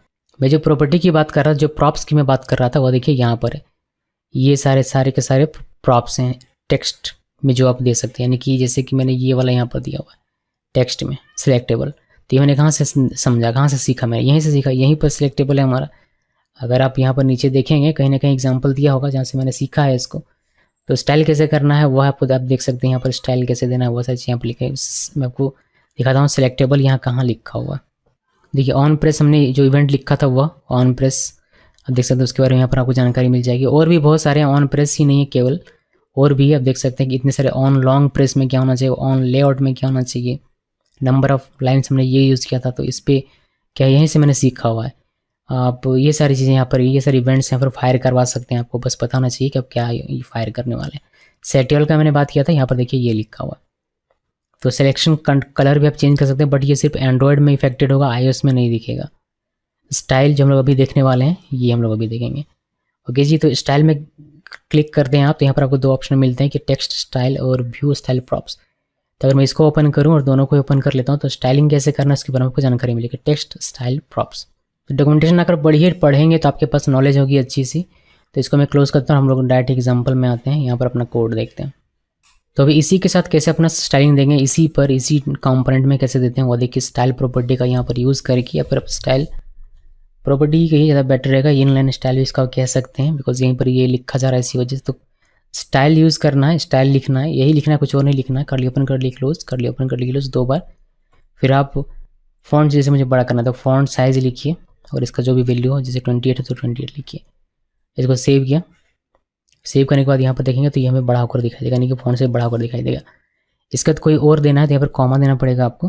पैडिंग देते हैं टॉप से, पैडिंग टॉप, पैडिंग टॉप यहाँ नीचे देखिए लिखा हुआ है पैडिंग टॉप। ये CSS ही है बट कैमल केस में है, तो यहाँ पर हम लोग लिखते हैं कॉलन और पैडिंग देता हूँ टॉप से मैं 50 का। सेव करते हैं। टॉप से हमारा पैडिंग होगा तो हमारा ये जो टेक्स्ट है वो नीचे आकर हमें दिखाई देगा। बहुत अच्छी बात है। और भी अगर आपको अप्लाई करना है, जैसे कि फॉन्ट वेट देना है तो फॉन्ट वेट ये, और फॉन्ट वेट क्या होगा, बोल्ड होगा, तो हम लोग यहाँ पर बोल्ड लिख सकते हैं। यहाँ देखिए हमें ये बोल्ड होकर दिखाई देगा। इसको मैं इधर कर देता हूँ और अगर मैं थोड़ा सा एडजस्ट कर लूँ इस कोड को, या फिर अगर एडजस्ट कर लेते हैं थोड़ा सा, देखिए मैंने ऐसे एडजस्ट किया कि हमें बार बार ऊपर नीचे ना करना पड़े और रिफ्रेश पर हमें यहाँ इंस्टेंटली दिखाई दे। तो ये हमने कुछ इसमें CSS अप्लाई करके आपको दिखाया। अभी इसमें आप और भी दे सकते हैं, इससे कलर देना हो यहाँ पर कॉमा दीजिए, कलर, और इसमें रेड कर देता हूँ मैं। इसको सेव करेंगे आप तो यहाँ पर देखिए लाल कलर में आपको दिखाई देगा। तो ये साइज आप अप्लाई कर सकते हैं। इसको लिखने के तरीके बहुत सारे हैं, लोग कुछ इस तरीके से लिखते हैं इसको। ये हो गया यहाँ पर, फिर इसको नीचे किया, फिर इसको नीचे किया, फिर इसको नीचे किया और फिर इसको नीचे किया, फिर इसको कंट्रोल S करेंगे तो हमारा ऑटो हो जाएगा फॉर्मेट। और ये देखने में अच्छा लगता है, समझने में थोड़ा सा ईजी होता है, तो लोग इस तरीके से लिखना पसंद करते हैं। आप भी चाहें तो इस तरीके से लिख सकते हैं, कोई इशू नहीं होगी। तो ये यहीं पर अगर आपको स्टाइल देना हो कंपोनेंट के साथ में तो कैसे आप देंगे उसके बारे में जानकारी। अगर लेकिन ये रिकमेंडेड तरीका नहीं है, आपको छोटा मोटा कोड लिखना है CSS तो फिर आप इसका यूज़ कर सकते हैं, कोई इशू नहीं है। लर्निंग पर्पज़ के लिए ठीक, लेकिन प्रोडक्शन के लिए क्या होता है कि हम लोग जो CSS है उसको अलग प्रॉप्स बनाते हैं और उस प्रॉप्स को यूज़ करते हैं। कैसे यूज़ करते हैं, कैसे बनाते हैं, वह सारी चीज़ें मैं आपको दिखाता हूँ। यहाँ पर एक और टेक्स्ट बनाते हैं, सेम वही लिखा है और हमें CSS अप्लाई करना है, बट इस तरीके से नहीं, इस तरीके से नहीं करेंगे, बल्कि हम लोग क्या करेंगे, CSS का एक अलग से प्रॉप्स क्रिएट करेंगे। देखिए कैसे क्रिएट होता है। ये जो हमारा कंपोनेंट है, ये ऐप, इससे में बाहर आना है तो यहाँ से राइट यहाँ पर आते हैं और यहाँ पर एक नया क्रिएट करेंगे। नया कैसे क्रिएट करते हैं, या शॉर्टकट देखिए। वैसे तो लिखने का तरीका ही आपको कॉन्स्ट लिखना है, फिर स्टाइल्स, देन इक्वल, और यहाँ पर स्टाइल शीट ये लिखना है, फिर यहाँ पर डॉट क्रिएट, देन आप इस तरीके से और यहाँ पर अपना ऑब्जेक्ट बनाएंगे। आप बिना ये स्टाइल शीट क्रिएट लिखे भी कर सकते हैं, बट उससे होगा क्या, उससे आपका वैलिडेशन नहीं होगा CSS का, तो वो रिकमेंडेड तरीका नहीं, इसलिए मैं आपको वह दिखा नहीं रहा। आप प्रॉपर इस तरीके से हमेशा करेंगे जब भी करेंगे। इसको VS कोड में, ये पूरा कोड VS कोड में आप शॉर्टकट तरीके से लिख सकते हैं। उसके लिए आपको लिखना पड़ता है रिएक्ट नेटिव स्टाइल। ये जब आप लिखेंगे NRS और टैब प्रेस करेंगे तो ये आपको ऑटोमेटिकली लिख कर आएगा। ओके जी, अब यहाँ पर हमें ऑब्जेक्ट बनाना है, तो एक ऑब्जेक्ट हम लोग बनाते हैं। मान लीजिए मैंने बनाया कंटेनर, हमने कॉलम दिया, फिर हम लोग यहाँ पर इसमें प्रॉपर्टीज़ लिखना शुरू करेंगे। तो इसे मुझे फॉन्ट साइज़ चाहिए, तो मैंने फॉन्ट साइज़ लिखा 18 दिया, और जैसे सेव किया वैसे हमें ये कह रहा है कि ये फाइंड नहीं कर पा रहा स्टाइल शीट, यानी कि इसको हमें इंपोर्ट करना पड़ेगा। तो इसको हम लोग कॉपी कर दें। अभी तक क्या था, हमें इंपोर्ट करके ये 2 मिल रहा था, हम लोग 2 ही इसी का यूज़ करते, बट अब हमें इंपोर्ट करना पड़ेगा। तो कुछ चीज़ ऑटो इंपोर्ट आती हैं, कुछ चीज़ों हमें इंपोर्ट करना पड़ेगा। पर मैंने स्टाइल शीट को लिखा, सेव किया, देखिए हमारा एरर गायब हो गया। और अब हम लोग यहाँ पर अपना आराम से कोड लिख सकते हैं। मैंने 28 किया, पैडिंग भी देना है मुझे, मान लीजिए, तो मैं यहाँ पर पैडिंग टॉप कर देता हूँ। कितना पैडिंग देंगे, 50, तो 50 दे दिया। उसके बाद इसमें फॉन्ट वेट भी देना है, तो फॉन्ट वेट क्या देना है, बोल्ड, तो बोल्ड लिख देना। इसको सेव किया। सेव करने के बाद अभी इस टेक्स्ट में इसका इफेक्ट दिखाई नहीं दे रहा है, बिकॉज हमें इस कंटेनर को उसमें मेंशन करना पड़ेगा। तो ये जो हमने ऑब्जेक्ट बनाया कंटेनर नाम का, जो कि स्टाइल्स के अंदर में, वो हमें मेंशन करना पड़ेगा। मेंशन कैसे करते हैं वो देखिए। यहाँ पर आइए, स्टाइल हमारा जैसे स्टाइल प्रॉपर्टी था उसको लिखना है। अभी एक बार ही कर्ली ओपन और कर्ली क्लोज इस तरीके से लिखना है। फिर आप स्टाइल्स जो आपने यहाँ पर लिखा हुआ है वही आप यहाँ पर लिखेंगे, स्टाइल्स लिखा, और इसका कौन सा ऑब्जेक्ट हमें यूज़ करना है, कंटेनर, तो हमने कंटेनर यहाँ पर लिख दिया। इसको सेव करेंगे। जैसे सेव करेंगे ये सारे CSS इस पर अप्लाई हो जाएगी और आपको ये दिखाई देगा। तो हमने CSS को सेपरेट कर लिया, तो ये ज़्यादा बेहतर तरीका है। अब इसमें आप कल को चाहें तो कलर चेंज करना हो तो आप, मतलब कोई और CSS लगाना तो आप लगा सकते हैं। इससे मैंने इसमें रेड लगा दिया, सेव किया, ये हमें लाल कलर में दिखाई देगा। तो जहाँ जहाँ भी ये होगा वहाँ वहाँ ये सारे जो है वो अप्लाई हो जाएगी। तो ये आप मल्टीपल जगहों पर भी लिख सकते हैं। एक और कोई अगर आपने बना दिया कुछ इस तरीके से तो उस पर भी आप यूज़ कर सकते हैं। सेव किया तो दो हमें दिखाई देगा सेम इसी प्रॉपर्टीज़ के साथ। तो इसको मैं हटा देता हूँ एक को। अब देखिए कि अगर आपको मल्टीपल ऑब्जेक्ट यूज़ करना हो तो कैसे करेंगे, यानी कि हमने एक यहाँ पर कंटेनर बनाया। अगर मैं एक और बनाता हूँ, जैसे मैं यहाँ पर बना रहा हूँ अदर स्टाइल लिख के एक ऑब्जेक्ट, अदर स्टाइल, स्टाइल्स ऐसे लिख दें। स्टाइल स्टिक लिखा नहीं लिखा हुआ, अदर स्टाइल्स लिख दिया। इसको कर्ली ओपन कर्ली क्लोज यहाँ पर। और मान लीजिए कि हम लोग बैकग्राउंड कलर देते हैं इसमें। बैकग्राउंड कलर हमने दे दिया येलो का, येलो, ये हमने बैकग्राउंड कलर दे दिया। अभी हमने सिर्फ इस चीज़ को अप्लाई किया हुआ इस टेक्स्ट पे। अभी मुझे ये भी करना है कि दूसरा हमारा कोई अगर ऑब्जेक्ट हो तो उसको कैसे अप्लाई करना है वो देखिए। हम लोग इसको कर लेते हैं कॉपी और यहाँ पर कैसे अप्लाई करेंगे वो देखिए। तो क्या सिर्फ ऐसे करने से काम हो जाएगा कि यहाँ पर कॉमा दिया, स्टाइल्स लिखा, जैसे हमने कंटेनर को किया बिल्कुल वैसे ही, डॉट और अदर स्टाइल ऐसे लिखा, सेव किया, तो क्या ये दोनों हो जाएगा? देखिए अभी आपको यहाँ पर येलो दिखाई दे रहा होगा। हम लोग क्या करते हैं, इसको रीलोड करते हैं। मैंने ये रीलोड मारा इसको। जब रीलोड करेंगे आप तो आपको इसका असर देखने को मिलेगा। देखिए यहाँ पर अब आपको टेक्स्ट दिखाई दे रहा है और उसके ऊपर में मतलब बैकग्राउंड कलर दिखाई दे रहा है, ऊपर उसके ऊपर में टेक्स्ट दिखाई दे रहा है। यहाँ पर देखते हैं कि कोई एरर है क्या। देखिए कोई एरर आपको देखने को नहीं मिलता। अब इस तरीके से चाहें तो मल्टीपल आप अप्लाई कर सकते हैं। एक्चुअली मैं इसको आपको कॉपी पेस्ट करके और ऊपर वाले को सिंगल रहने देते हैं, इसको कमेंट कर देते हैं ताकि आपके पास कोड भी मौजूद रहे। तो ये मैंने कर दिया है कमेंट। ओके, अभी ये हमारा डबल जब हमें अप्लाई करना हो तब कैसे करना है वो हमने देखा। अब इसी को एक बार और कॉपी पेस्ट करते हैं। इस कर्ली के अंदर में स्क्वायर ब्रैकेट भी यूज़ कर लेते हैं जो कि आपको देखने को मिल जाएगा बहुत जगह पर। तो स्क्वायर ब्रैकेट अगर काम ना करे ऐसे तो आप ऐसे करके इसको कर सकते हैं। ये हमारा है बेहतर तरीका, ये प्रॉपर तरीके से हमारा यूज़ हो रहा है। इस पर क्या हो रहा है, इस पर हमारा देखिए जो हमारा कंटेनर है वो भी अप्लाई हो रहा है और जो हमने यहाँ लिखा वो भी अप्लाई हो रहा है। पहले क्या हो रहा था, इस चीज़ में क्या हो रहा था, इस चीज़ में हमारा एरर नहीं आ रहा था बट इसमें कंटेनर हमारा अप्लाई नहीं था। इस वजह से पैडिंग नहीं मिल रहा था, हमारा फॉन्ट साइज भी बड़ा नहीं हो रहा था, बोल्ड भी नहीं हो रहा था, बट हमारा बैकग्राउंड कलर आ रहा था और हमें टेक्स्ट दिखाई दे रहा था। बट ये हमारा सही तरीका नहीं है। तो इसको मैं यहाँ से कर देता हूँ रिमूव। ये हमारा सही तरीका है कि आप स्क्वायर ब्रैकेट लिखिए, उसके अंदर में आप जितने मर्जी उतने कर सकते हैं। यानी कि कॉमा देकर अगर मैं कल को एक और बनाता हूँ यहाँ पर तो उसको भी मैं इसमें यूज़ कर सकता हूँ। ठीक है जी। तो दो ऑब्जेक्ट कैसे आपको लगाने हैं CSS के वो हमने देख लिया, यहाँ पर जो भी होगा वो हमने देख लिया। अभी मान लीजिए कि एक हमें ऑब्जेक्ट यहाँ वाला लगाना है और मुझे इन लाइन भी जैसे हमने यहाँ पर इस तरीके से लिखा हुआ है मुझे ये भी यूज़ करना है। तो कैसे करेंगे, यानी कि दोनों का मिक्स कैसे आप करेंगे वह देखिए। तो क्या करते हैं, इसको कॉपी पेस्ट करते हैं और ऊपर वाले को पहले कमेंट कर देता हूँ मैं, और ये अदर जो है इसको मैं हटा देता हूँ। ठीक है, ये हटा देते हैं। तो दो हमें यूज़ करना है, तो दो यूज़ करने के लिए आपको स्क्वायर ब्रैकेट तो रखना ही पड़ेगा, ये रखना है। अभी हम लोग क्या करने वाले हैं कि हमें डायरेक्ट यहाँ पर ये जो हमने लिखा हुआ था इस तरीके से ये वाला ये हमें यूज़ करना है। तो कैसे करेंगे, उसके लिए आपको क्या करना है कि कर्ली ओपन कर्ली क्लोज यहाँ पर एक बार आपको लिखना पड़ेगा। उसके बाद आप जैसे लिखना चाहें, जैसे बैकग्राउंड कलर में एकदम पिंक, तो ये मैंने पिंक लिख दिया, मैंने इसको सेव किया। देखिए हमें पिंक होकर वो सारी चीज़ें मिल जाएगी। तो हमने ये जो हमने यूज़ किया वह इस वाले से प्रॉप्स का जो था वह यूज़ किया और यहाँ पर हमने इनलाइन का यूज़ किया हुआ इस तरीके से। ओके जी, तो दोनों ही आप मिक्स करके यूज़ करना चाहें तो वो भी आप कर सकते हैं। अगर दोनों ही सेम मल्टीपल यूज़ करना चाहें तो वो भी कर सकते हैं। सिंगल कैसे यूज़ करना है वो भी मैंने आपको दिखा दिया है।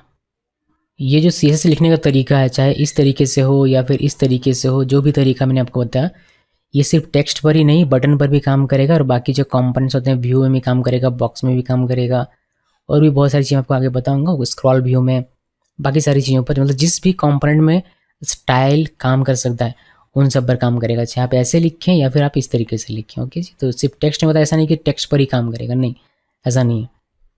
ओके, तो ये हमारा एक हो गया। अभी मैं आपको इसके नेक्स्ट टॉपिक में दिखाता हूँ कि बटन्स कैसे आप बनाएंगे। टेक्स्ट हमने देख लिया, अभी बटन्स कैसे बनाते हैं देखिए। उसके लिए बटन लिखिए और बटन यहाँ पर लिखने के साथ ही आपको इसको इंपोर्ट करना पड़ेगा। और ऑटो इंपोर्ट नहीं हुआ है तो आपको इसको इंपोर्ट करना पड़ता है। यहाँ पर आते हैं कॉमा और बटन लिख दीजिए। ओके जी, बटन का जो डॉक्यूमेंटेशन है मैं वह आपको दिखाता हूँ।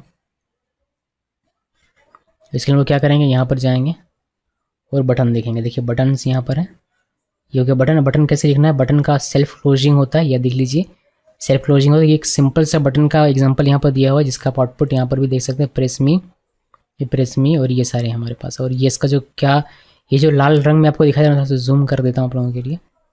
ये जो प्रॉप्स हैं जो लाल में दिखाई दे, ये मैंडेटरी है, रिक्वायर्ड है। ये दो चीज़ें आपको देनी ही पड़ेगी अगर आप बटन यूज़ करना चाहते हैं तो। एक हैंडलर देना पड़ेगा और दूसरा बटन का क्या टाइटल रखना है वो टाइटल आपको देना पड़ेगा। बाकी सारी चीज़ें यहाँ पर कलर देना है तो कलर आप दे सकते हैं, डिसेबल्ड बनाना है तो डिसेबल्ड प्रॉपर्टी प्रॉप्स की यूज़ कर सकते हैं। अगर आपको टेस्ट आईडी देना था वो दे सकते हैं। बाकी यहाँ जो इवेंट्स हैं वो सारी चीज़ आप यहाँ पे यूज़ कर सकते हैं, बट ज़्यादातर यूज़ होता है ऑन प्रेस, टाइटल, डिसेबल्ड और कलर। तो ये सारी चीज़ें आप बटन में यूज़ कर सकते हैं। मैं इसको करता हूँ नीचे और आपको दिखाता हूँ एग्जाम्पल। यहाँ पर बटन को हमने इंपोर्ट कर लिया पहले से ही और हमारा बटन यहाँ पर है। आप इसका क्लोजिंग टैग हटाकर इसको सेल्फ क्लोजिंग बना सकते हैं। तो यहाँ पर आते हैं और इसको स्लैश देते हैं, सेल्फ क्लोजिंग ये बन जाएगा। इसमें क्या है, इसमें टाइटल है जो कि आपको लिखना ही पड़ेगा। टाइटल से क्या होता है, बटन का क्या नाम रखना है। फॉर एग्जाम्पल मुझे बटन का नाम रखना है क्लिक मी और मैंने इसको सेव किया तो देखिए हमें एक बटन यहाँ पर दिखाई देगा। ये आपको दिखाई दे रहा है ऊपर में, ये पूरे स्क्रीन पे आपको दिखाई दे रहा है ब्लू कलर का, ये हमारा बटन है क्लिक मी। ओके जी, तो ये ऊपर एकदम चिपक क्या रहा है, हम लोग थोड़ा सा पैडिंग दे दें तो ये हमारा नीचे हो जाएगा। तो हम लोग क्या करते हैं, यहाँ स्टाइल में दे देते हैं और ये क्लिक मी और ऊपर जो व्यू है हमारा जिसके अंदर में सारी चीज़ें हैं उसमें दे देते हैं। तो यहाँ पर आइए इसको सेव करते हैं और अभी देखिए हमारा क्लिक मी नीचे आ गया। तो बटन में पैडिंग काम नहीं करता, आपको इसके पेरेंट में देना पड़ता है। तो ये हमने टाइटल दिया क्लिक मी, जो कि क्लिक मी आपको यहाँ पर देखने को मिल रहा है। अभी क्लिक मी ये हो गया। अभी हमें यहाँ पर ऑन प्रेस भी एक इवेंट भी लगाना पड़ेगा। तो ऑन प्रेस इवेंट के लिए हम लोग यहाँ पर कर्ली ओपन कर्ली क्लोज और एक हम लोग यहाँ पर कॉल बैक लगा देते हैं। सिर्फ कंसोल करके दिखाऊंगा तो CLG और यहाँ पर लिख देते हैं बटन क्लिक्ड, इसको सेव कर दीजिए। अभी हम लोग इसको पहले एक बार रीलोड कर लेते हैं। कंट्रोल M प्रेस किया, रीलोड, और ये हमारा रीलोड हो रहा है। टर्मिनल यहाँ पर देखेंगे तो इसको नीचे करते हैं। देखिए यहाँ पर इसमें जैसे क्लिक करेंगे यहाँ पर आपको दिखाई देगा बटन क्लिक, यानी कि हमारी ऑन प्रेस का इवेंट फायर होता है। ओके जी, तो ये हमारा एक सिंपल सा नॉर्मल सा बटन हो गया। अब बटन का अगर आपको कलर चेंज करना है तो कैसे करेंगे, ऊपर वाले को कमेंट करता हूँ। यहाँ पर कलर प्रॉपर्टी है, प्रॉप्स है हमारे पास, जैसे कि बाहर आइए यहाँ पर और कलर इक्वल क्या कलर है, मान लीजिए मुझे पर्पल कलर देना है। आप कोई भी कलर चूज़ कर सकते हैं, वैसे पर्पल मैंने लिखा और मैं इसको सेव करता हूँ। और हमने यहाँ पर कोड नहीं दिया ठीक तरीके से, अभी इसको सेव करते देखिए कलर हमारा चेंज हो गया बटन का। तो कलर आपको चेंज करना तो आप इस तरीके से कर सकते हैं। अगर आपको डिसेबल्ड बनाना है तो कैसे बनाएंगे, कॉपी पेस्ट करते हैं और डिसेबल्ड बनाने के लिए बस यहाँ पर एक प्रॉपर्टी लिखना है। यहाँ पर आइए डिसेबल्ड, इसको सेव कर दीजिए। देखिए हमारा ये डिसेबल्ड बन गया। फिर कलर का इसका कोई मायने नहीं होता, यहाँ बस आप कलर को हटा सकते हैं और ना ही ऑन प्रेस का यहाँ कोई मायने होगा, बिकॉज ये डिसेबल्ड इस पर क्लिक ही नहीं होगा। ओके, तो ये हमारा हो गया डिसेबल्ड बटन कैसे बनाना है उसके बारे में जानकारी। देखिए मैं आपको एक अलर्ट करके दिखाता हूँ बटन क्लिक पे। एक इसको कमेंट कर देता हूँ और एक बटन बनाते हैं। अभी तो हम लोग कंसोल कर रहे थे सिर्फ, बटन क्लिक होने पर एक मैं आपको अलर्ट करवा के दिखाता हूँ। उसके लिए हम लोग क्या करेंगे, बटन सेल्फ क्लोजिंग करेंगे इसको और इसका टाइटल जो हमारा देना है वो हम लोग दे देंगे। तो यहाँ पर टाइटल हम लोग देते हैं क्लिक मी, ये तो रहेगा ही। साथ में हम लोग यहाँ पर ऑन प्रेस देते हैं, या फिर कलर चेंज कर दूँ, इसका कलर चेंज कर देते हैं, कलर, इसको हम लोग कलर कर देते हैं पर्पल। इसको सेव किया, कलर हमारा चेंज हो गया। ओके, अब यहाँ पर हम लोग देंगे ऑन प्रेस इवेंट। तो ऑन प्रेस होने पर क्या होना चाहिए, ऑन प्रेस होने पर हमारा एक कंपोनेंट है अलर्ट, रिएक्ट नेटिव में उसका यूज़ करेंगे। तो यहाँ पर अलर्ट डॉट अलर्ट, इसमें अलर्ट है, ये डॉट लिखेंगे आप तो आपको अलर्ट मिलेगा, प्रॉम्प्ट मिलेगा जो आप यूज़ कर सकते हैं इस अलर्ट कंपोनेंट के साथ। हम लोग यहाँ पर बेसिकली अलर्ट अभी यूज़ करने वाले हैं। फिर आप इसमें दे सकते हैं क्या मैसेज होना चाहिए अलर्ट का। तो दिस इज़ अलर्ट, मैंने सिंपली इतना लिख दिया और ये कॉट के अंदर में लिखना है बिकॉज ये मैसेज स्ट्रिंग है, ये कॉट के अंदर में लिख दिया। इसको सेव किया, सेव करने के बाद आप देख सकते हैं दिस इज़ अलर्ट। ये क्या होता है, ये आपका कायदे से इस पर क्लिक होने पर हमारा ये फायर होना चाहिए, बट इस तरीके से अगर आप लिखेंगे तो ये क्लिक होने पर नहीं, जैसे रिफ्रेश होगा हमारा एप्लीकेशन, जैसे हमारा एप्लीकेशन ओपन होगा ये हमारा रन हो जाता है। इसको हम लोग कॉल बैक के अंदर में डालेंगे तो फिर ये क्लिक होने पर हमारा चलेगा। तो हम लोग इसको करते हैं इस तरीके से और एरो, और इसके अंदर में इसको लिखेंगे जैसे हमने कंसोल को किया है बिल्कुल वैसे ही हम लोग इसको करेंगे। इसके अंदर में वन प्रेस के अंदर में एक इवेंट लिखते हैं, ये एक फंक्शन लिखते हैं, कॉल बैक फंक्शन को हमने लिखा, मैंने इसको सेव किया। सेव करने के बाद एक बार रीलोड कर लेते हैं, रीलोड, और फिर बटन में क्लिक करें। जैसे बटन में क्लिक करेंगे हमारा ये अलर्ट है, दिस इज़ अलर्ट, आपको ओके पे क्लिक करने का मौका मिलेगा। एक बार और क्लिक कीजिए, आपको ये अलर्ट मिलेगा, ओके पे क्लिक करने का मौका मिलेगा। तो ये मोबाइल में। अब अलर्ट को थोड़ा सा और डीपली बढ़ते हैं। अलर्ट में क्या क्या आप और कर सकते हैं, तो इससे हमारा अलर्ट कवर हो जाएगा। देखिए, अलर्ट को आप यहाँ पर इस तरीके से लिखने के बजाय एक अलग सा कॉम्पोनेंट बनाकर उसको यहाँ पर मेंशन कर सकते हैं। कैसे कर सकते हैं वो मैं आपको दिखाता हूँ। इसको करते हैं कॉपी पेस्ट और ऊपर वाले को कर देते हैं कमेंट। ये कमेंट कर दिया। अभी हम लोग क्या करेंगे, यहाँ जो हमने ये अलर्ट लिखा हुआ है ऑन प्रेस पे, जो ये अलर्ट है हमारा, इसको हम लोग साइड कर देंगे, यानी कि इसको अलग सेपरेट कर देंगे। तो यहाँ से यहाँ तक का कोड मैंने कर दिया कट। और हम लोग एक अपना कॉम्पोनेंट बनाएंगे अलर्ट अलग से, जिसका नाम रखेंगे माई अलर्ट। और मैंने इसको किया सेव। अभी तो ये एरर दे देगा हमें, बिकॉज माई अलर्ट हमने बनाया हुआ नहीं। तो इसमें क्लिक मी है, ऑन प्रेस पे हमारा माई अलर्ट चलेगा। कलर हमने चेंज कर दिया पर्पल। कलर चेंज करना ज़रूरी नहीं है, बट हमने कर दिया हुआ है। अभी देखिए कि इस माई अलर्ट को हम लोग कैसे डिफाइन करेंगे, उसमें अलर्ट हम लोग कैसे सीखेंगे ज़्यादा और अच्छे तरीके से। तो ऊपर में आते हैं, ऊपर में बना सकते हैं, नीचे भी उसे ऊपर में बनाइए ज़्यादा बेटर रहेगा। नेम हमने बनाया, नेम के नीचे हम लोग इसको बनाते हैं। यहाँ पर लिखिए कॉन्स्ट माई अलर्ट। जो हमने नीचे नाम रखा था वही नाम हमें यहाँ पर रखना है, या फिर यहाँ जो नाम रखे हुए आपको नीचे रखना है, जो हमने मेंशन किया था कुछ देर पहले। देन यहाँ से हम लोग रिटर्न लेंगे, ये रिटर्न करेगा एक अलर्ट। ठीक है जी। तो आप यहाँ पर इस तरीके से लिख सकते हैं अलर्ट डॉट अलर्ट, और ये एक नॉर्मल सा मैसेज लेगा, मान लीजिए दिस इज अलर्ट। ये लिखा, सेव किया, एक लाइन का हमारा कोड है। और ये जो नाम था हमने यहाँ पर मेंशन किया हुआ था नीचे में, अगर आपको याद होगा तो देखिए यहाँ पर। तो बेसिकली क्या हुआ कि ये जो रिटर्न करेगा वो हमारा चला जाएगा यहाँ पर, और ऑन क्लिक होने पर हमारा वो फायर होगा। इसको मैंने सेव किया। सेव करने के बाद क्लिक करेंगे तो देखिए दिस इज अलर्ट, यानी कि अभी जैसा था वैसे, बट इसको और थोड़ा हम लोग इसको एक्सपेंड कर मीन्स इसमें अलर्ट में और भी बहुत सारे फीचर्स हैं। क्या क्या फीचर हैं वो मैं आपको दिखाने वाला हूँ। तो इसको ऐसे रहने देते हैं और यहाँ नीचे आते हैं, इसको भी इस तरीके से कर देता हूँ। ये मैसेज है हमारा, जो आपको टाइटल दिखाई दे रहा है वो हमने लिखा। अभी आप मैसेज भी डिफाइन कर सकते हैं। अभी क्या होता है, अभी सेव करूँ मैं इसको, यहाँ पर देखेंगे आप, ये हमें टाइटल लिखा है, इस अलर्ट बॉक्स का टाइटल है ये। तो दिस इज अलर्ट टाइटल आप कह सकते हैं, अलर्ट टाइटल।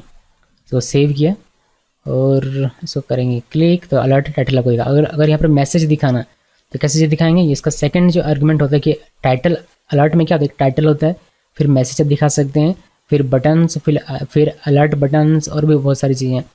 बट मैं आपको कुछ चीज़ें इंपॉर्टेंट चीज़ें दिखाता हूँ। जैसे अभी हमारा काम है मैसेज दिखाना।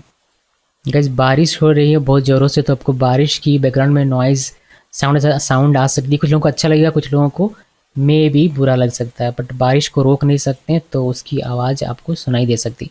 तो ये हमने क्या किया, अलर्ट का मैसेज लिखा। अपन लोग इसमें क्लिक करेंगे, देखिए अलर्ट टाइटल दिखा था, नीचे हमारा उसका मैसेज दिखा था। आप यहाँ पर ओके में क्लिक कर सकते हैं।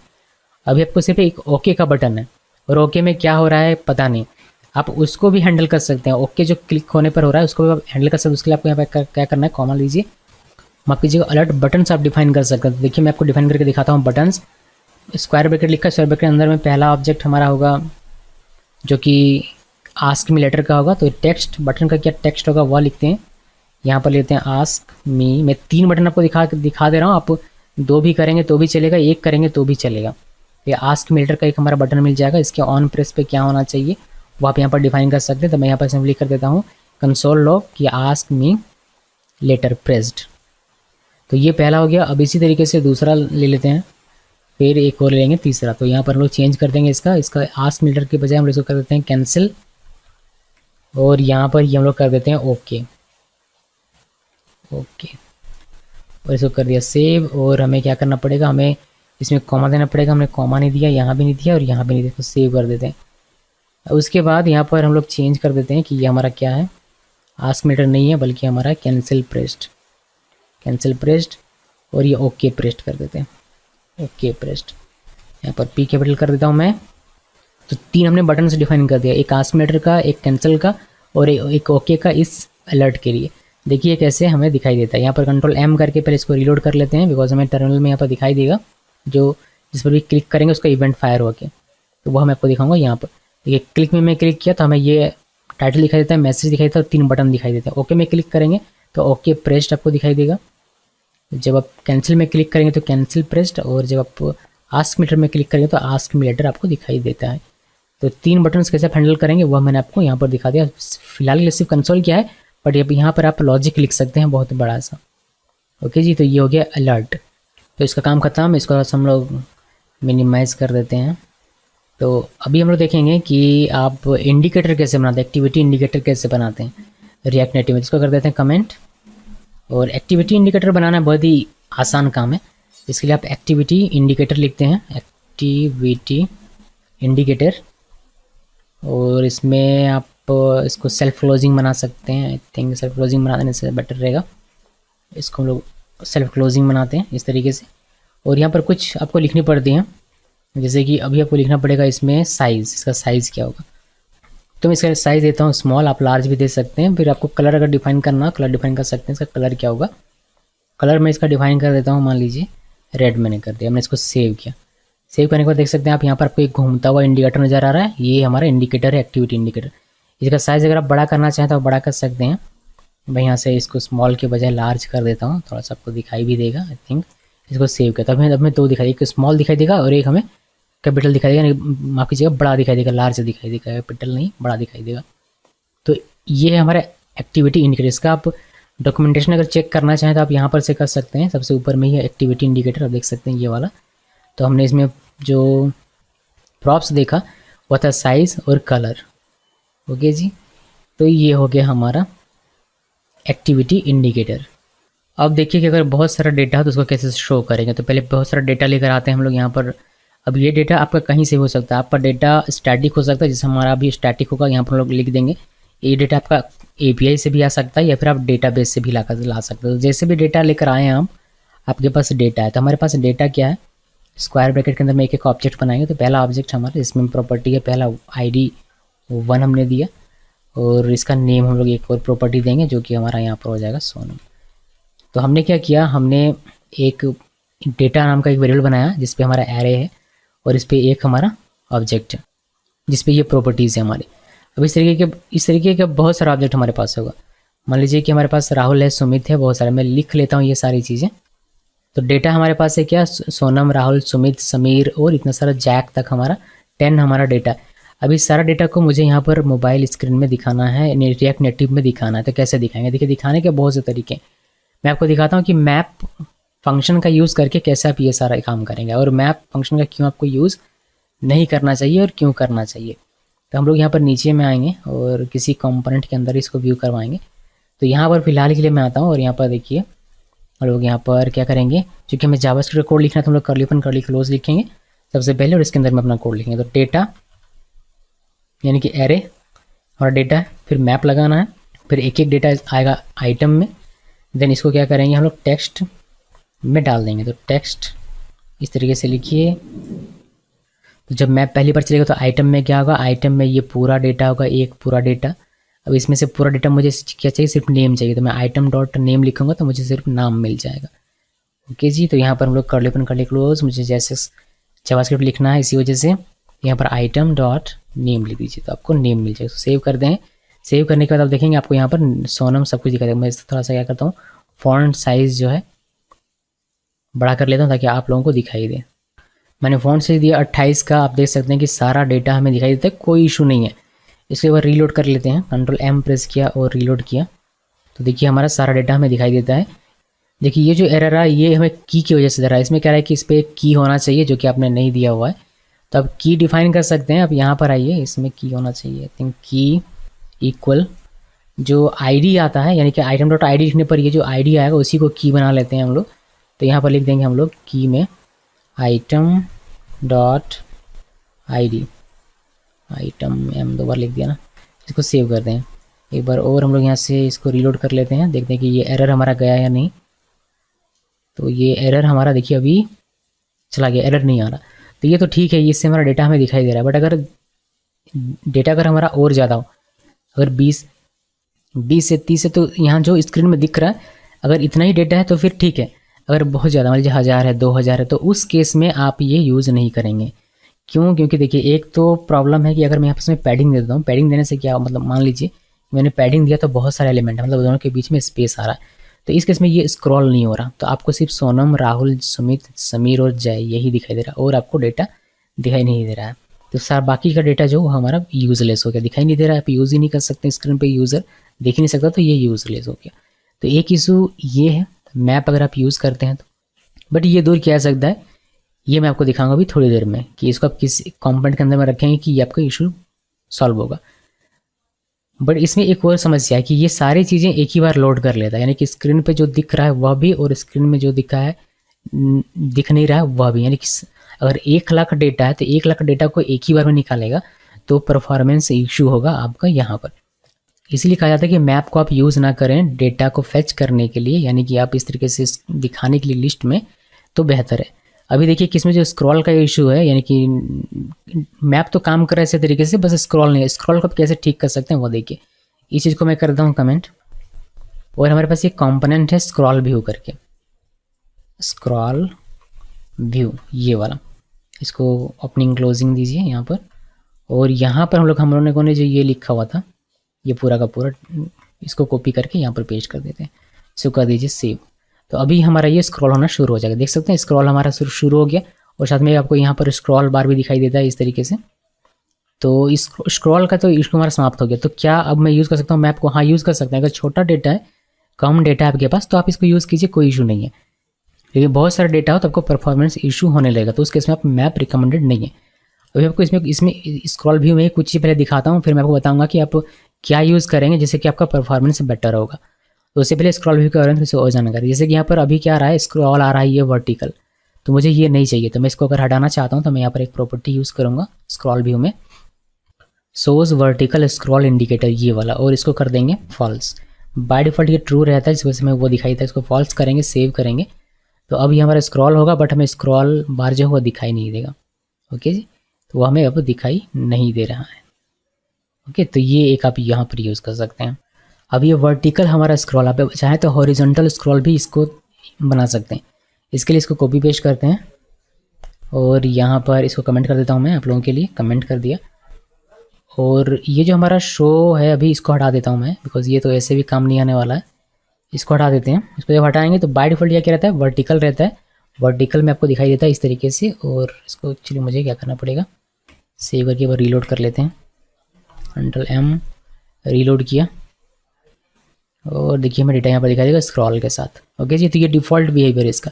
मुझे ये हॉरिजॉन्टली चाहिए, यानी कि लेफ़्ट टू राइट मेरा स्क्रॉल होना चाहिए। तो कैसे होगा, उसके लिए आपको यहाँ पर एक प्रॉपर्टी यूज़ करना है जो कि है हॉरिजॉन्टल। ये लिखिए, सेव कीजिए। देखिए अब ये हॉरिजॉन्टल आपका स्क्रॉल होगा। बट यहाँ पर स्क्रॉल बार आ रहा है। स्क्रॉल बार अगर आपको नहीं चाहिए तो आप उसके लिए यहाँ पर यूज़ करेंगे शो हॉरिजॉन्टल स्क्रॉल बार। और इसका आप बाय डिफ़ॉल्ट ये ट्रू है तो इसको हम लोग फॉल्स कर देंगे। इसको सेव कीजिए।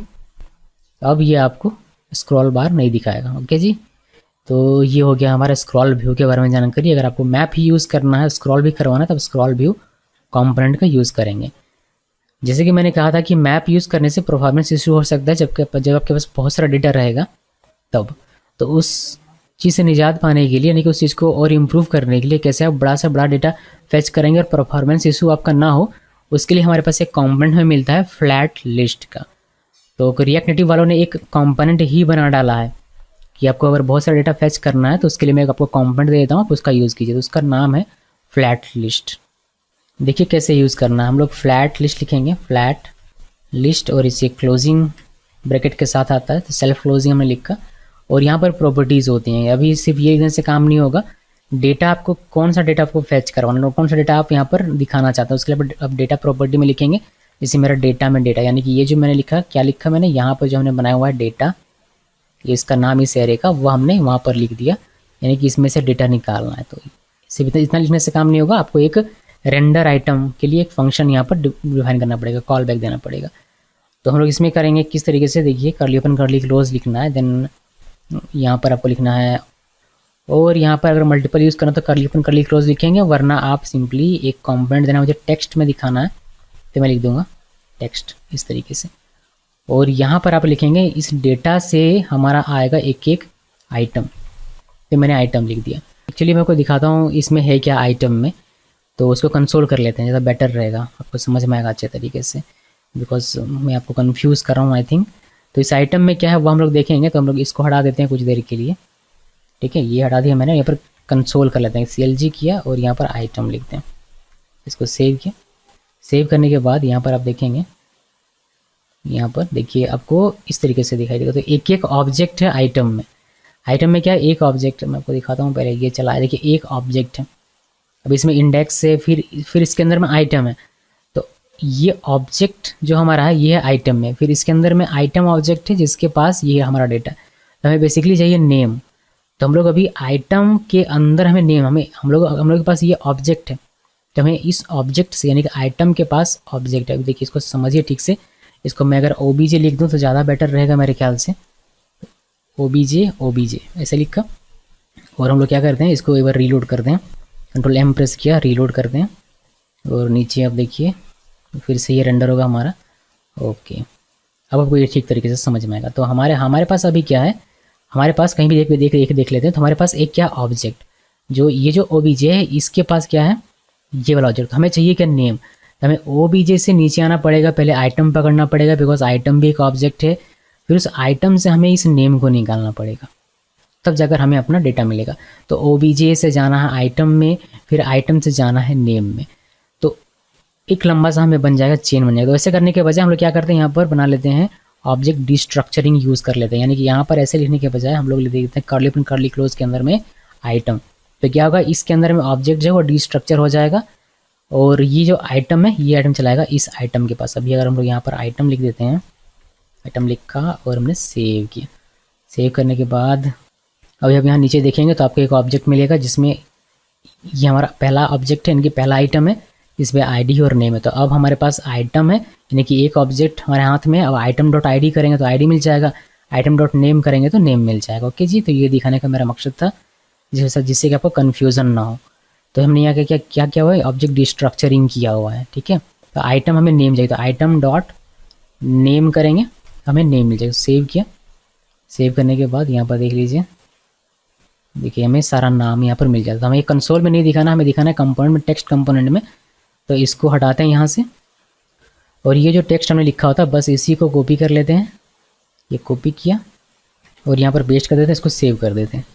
देखिए हमें सारा नाम दिखाई देता है, यहाँ पर कोई एरर नहीं होना चाहिए। एक बार मैं क्या करता हूँ, इसको रीलोड कर लेता हूँ, तो कंट्रोल एम प्रेस करते हैं और रीलोड। देखिए हमारा ये चलिए रन कर गया, कोई एरर नहीं, की का भी एरर नहीं दे रहा है बिकॉज हमने की यहाँ मेंशन किया हुआ है। और फ्लैट लिस्ट जो होता है बाय डिफ़ॉल्ट स्क्रॉल करने के लिए होता है, तो स्क्रॉल ये इसमें दिया हुआ है, स्क्रॉल आपको करके देगा। हमने मैप कहीं भी इसमें यूज़ नहीं किया हुआ है, ठीक है। तो की हमने यहाँ पर दे दिया हुआ है, स्टाइल हमने दे दिया हुआ है, पैडिंग और फॉन्ट साइज़, और आइटम नेम हमारा प्रिंट हो रहा है। अभी रिएक्ट क्या कहता है, रिएक्ट नेटिव क्या कहता है कि इस की को यहाँ पर मेंशन मत कीजिए, ठीक है। मैं आपको एक अलग सा प्रॉपर्टी ही दे देता हूँ की मेंशन करने के लिए। तो आप क्या करेंगे, आप इस के अंदर में अगर मैं इसको थोड़ा सा और बेहतर करने की कोशिश करूँ, ये जो है टेक्स्ट क्लोजिंग के बाद यहाँ पर की एक्सट्रैक्टर करके हमारा एक प्रॉपर्टी है जिस पे आप की डिफाइन कर सकते हैं। जैसे आपने उसमें किया, इसमें किया था डायरेक्टली यहाँ पर किया हुआ था, बट आप उसको यहाँ कर सकते थे। यहाँ पर लिखिए आइटम से, और यहाँ पर एरो देना है, फिर आइटम डॉट आई, तो आईडी को मैंने यहाँ पर लिख दिया की के तौर पर। तो अब ऐसे भी ये हमारा काम करेगा और सही तरीके से काम करेगा। तो एक बार कंट्रोल एम करके रीलोड कर लेता हूँ। इस बारिश की आवाज़ मुझे लगती है कि बहुत ज़्यादा आ रही होगी, बहुत तेज़ बारिश हो रही है, थोड़ा सा आपको मैनेज करना पड़ेगा। बस मैं इसको ख़त्म करना चाहता हूँ, फिर बाद में मौका नहीं मिलेगा इसी वजह से। तो ये हो गया हमारा की, आप इस तरीके से इसमें लिख सकते हैं अगर आप लिखना चाहें तो। ये बहुत ही यूज़फुल होता है। फ्लैट लिस्ट हर मोबाइल एप्लीकेशन में आपको लिस्ट बनाना ही पड़ता है, दिखाना ही पड़ता है, इसी वजह से ये इंपॉर्टेंट है। अब इसमें क्या है, इसमें इंडिकेटर आ रहा है ये वाला स्क्रॉल जो आपको वर्टिकल दिखाई, उसको आप हटा सकते हैं। उसको हटाने के लिए शो वर्टिकल है तो वर्टिकल, और यहाँ पर इक्वल, और इसको फॉल्स कर दीजिए। तो इंडिकेटर अब आपका नहीं दिखाई देगा। इसमें एक और फैसिलिटी ये है कि आप इसको रिफ्रेश कर सकते हैं डेटा को। उसके लिए आपको यहाँ पर एक इवेंट मिलता है ऑन रिफ्रेश। तो ऑन रिफ्रेश पे आप क्या करना चाहते हैं वो आप यहाँ पर डिफाइन कर सकते हैं। अभी मैं आपको इसमें एक कॉल बैक फिलहाल दिखा दे रहा हूँ कंसोल लॉग करके। तो यहाँ पर CLG करते हैं और यहाँ पर लिख देता हूँ डेटा रिफ्रेश्ड, डेटा रिफ्रेश्ड। तो ये लिखने से क्या हमारा काम हो जाएगा, नहीं हमें एक एरर देता है। ये कहता है कि जब भी आप यूज़ करें ऑन रिफ्रेश तो आपको इसके साथ में यूज़ करना पड़ेगा एक और प्रॉपर्टी जो कि रिफ्रेशिंग ये, और इसको भी फिलहाल के लिए मैं कर देता हूँ फॉल्स। देखिए इससे होता क्या है, इसको मैंने अभी फॉल्स किया, इसका स्टेट बनाकर आप इसको बेहतर एग्जांपल से देख सकते हैं। बट मैं आपको ऐसे दिखा देता हूँ। अभी आपको क्या मिलेगा, एक ऊपर में देखिए ये एक रिफ्रेश का मिल जाता है। अगर आप इसको इस तरीके से खींचेंगे, ड्रैग करेंगे तो ये आपको देखिए इस तरीके से, जब भी आप इसको एक बार प्लीज़ को रीलोड कर लेता हूँ एक बार, बिकॉज यहाँ पर एरर दिख रहा है। ओके, अब कोई एरर नहीं, रीलोड कर लिया हमने। अभी देखिए मैं अगर इसको इस तरीके से रिफ्रेश करता हूँ, इस तरीके से रिफ्रेश किया तो जो ऑन रिफ्रेश है हमारा ये इवेंट फायर होता है, और आप देख सकते हैं कि हमें दिखाई देता है यहाँ पर कंसोल का डेटा रिफ्रेश। तो आपने देखा होगा बहुत सारा एप्लीकेशन, जैसे गूगल क्रोम ही देख लीजिए आप, जैसे इसे वैसे खींचेंगे तो हमारा जो गूगल क्रोम है वो रिफ्रेश हो जाता है। बहुत सारे और भी एप्लीकेशन है। तो इससे आप क्या कर सकते हैं, इससे आप अगर कोई बंदा इस तरीके से खींचे और ये लिस्ट रिफ्रेश करे तो उसको लेटेस्ट जो अपडेट होगा वह दिखाई दे। तो यहाँ पर आप लेटेस्ट अपडेट करने का कोड लिख सकते हैं। अब वो चाहे डेटाबेस से फैच करवा लें आप और अपने लिस्ट में ऐड करा लें, यानी कि स्टेट में ऐड करा लें, यानी कि इस एरे में ऐड करवा लें, ये जो आइटम आपने लिखा उसमें ऐड करवा लें, या फिर आप API से निकाल रहे हैं तो उसमें ऐड कर रहे हैं। जैसे भी करना आप इसका यूज़ कर सकते हैं। और ये फायर होता है कब, जब आप इसको रिफ्रेश करते हैं एकदम ऊपर से खींच कर तब। ओके जी, तो ये हमारा फ्लैट लिस्ट है। अब फ्लैट लिस्ट का वो हॉरिजॉन्टल भी बना सकते हैं, वह कैसे बनता है उसको देख लीजिए। मैंने इसको किया कॉपी पेस्ट और इसको करते हैं कमेंट। अब इसको हॉरिजॉन्टल बनाना तो हॉरिजॉन्टल कैसे बनाएंगे, मैं इसमें डेटा रहने देता हूँ, रेंडर ये रहेगा, ये आइटम लिखा की रहने देते हैं, ये मैं हटा देता हूँ, ये हमारे किसी काम का नहीं है, और ये रिफ्रेशिंग में हटा देता हूँ, बस दिखाना था, दिखा चुका मैं। हॉरिजॉन्टल अभी बाय डिफ़ॉल्ट क्या है, बाय डिफ़ॉल्ट ये हमारा है वर्टिकल, और देखिए वर्टिकल है। तो हमें इसको हॉरिजॉन्टल बनाना हो तो हम लोग क्या कर सकते हैं, यहाँ पर हॉरिजॉन्टल ऐसे लिखिए, इसको सेव कीजिए और देखिए हमारा हॉरिजॉन्टल लगे। ये स्क्रॉल बार नहीं चाहिए तो क्या करेंगे, वही शो हॉरिजॉन्टल और इसको कर देना है फॉल्स। इसको सेव करेंगे, सेव करने के बाद देखिए हमारा ये स्क्रॉल बार जो था हॉरिजॉन्टली वो हमारा गायब हो जाता है। तो ये फ्लैट लिस्ट है, जिसको आपको वर्टिकल यूज़ करना तो ऐसे यूज़ करेंगे, हॉरिजॉन्टली यूज़ करना तो हॉरिजॉन्टली प्रॉपर्टी का यूज़ करके करेंगे।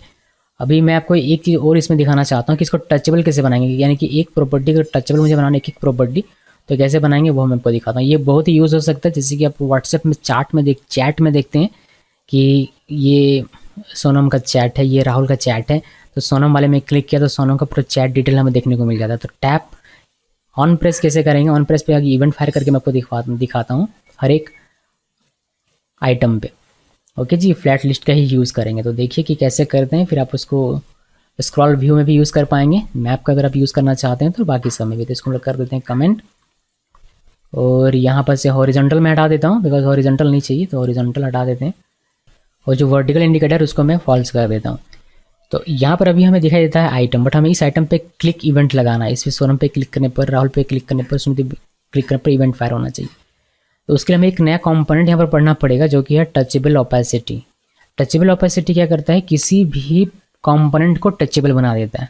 रिएक्ट नेटिव में मैक्सिमम जो कंपोनेंट्स होते हैं उनको आप टचेबल ओपेसिटी कंपोनेंट का यूज़ करके टचेबल बना सकते हैं, नहीं क्लिक ऑन प्रेस इवेंट उसमें लगा सकते हैं। देखिए आपको दिखाता हूँ करके तो फिर आपके समझ में आएगा। हमें क्या करना है, हमें इस टेक्स्ट को टचेबल बनाना है। तो ये टेक्स्ट हमारा यहाँ से यहाँ तक है, तो इसको हम लोग कट कर दें, इस एरो को नीचे कर दें और यहाँ पर एक और नीचे करते हैं, इसको यहाँ पर रख दें। अभी देखिए कि कैसे बनाना था। इसको हम लोग लिखते हैं टचेबल ओपेसिटी, यानी कि ये वाला ऑटो इंपोर्ट हो गया होगा होपफुली।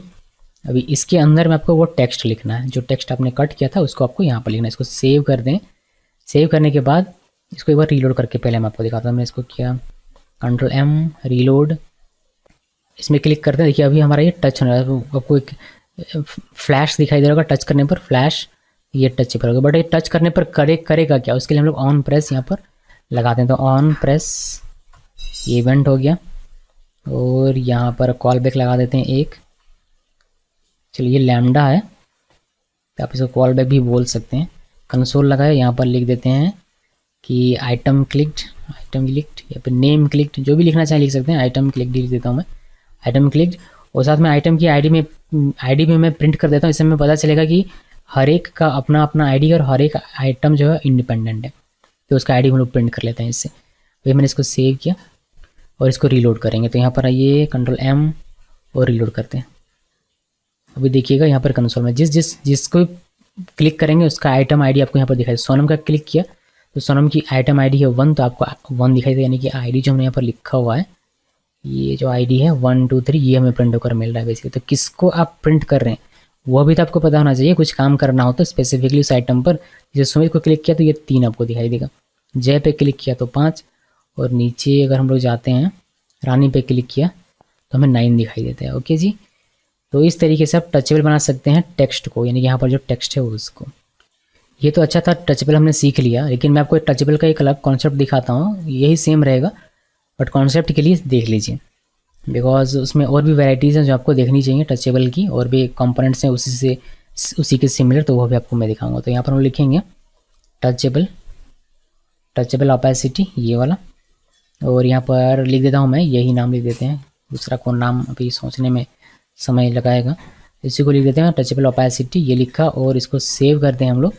ओहो, इसको ऐसे नहीं करना है, इसको टेक्स्ट कंपोनेंट के अंदर में लिखना है, इसमें हमें टेक्स्ट एक में बनाना पड़ेगा, टेक्स्ट, और इसको यहाँ पर लिखना। अब ये हमारा देखिए टचेबल ओपेसिटी आ गया। अब इसको लोग इसका फॉन्ट साइज बड़ा कर देते हैं, वरना ये तो छोटा दिखेगा तो भाई हमें तो दिखाई नहीं दे रहा। तो मैं इसको करता हूँ कॉपी, और यहाँ पर कर देंगे पेस्ट इस टेक्स्ट में। ये हमारा, इसको पैडिंग हटा देता हूँ यहाँ से, और इसको कर देते हैं सेव। तो टचेबल ओपेसिटी आपको दिखाई दे रहा होगा, इस पर क्लिक करेंगे टच इफेक्ट आपको दिखाई देगा, देख सकते हैं आप।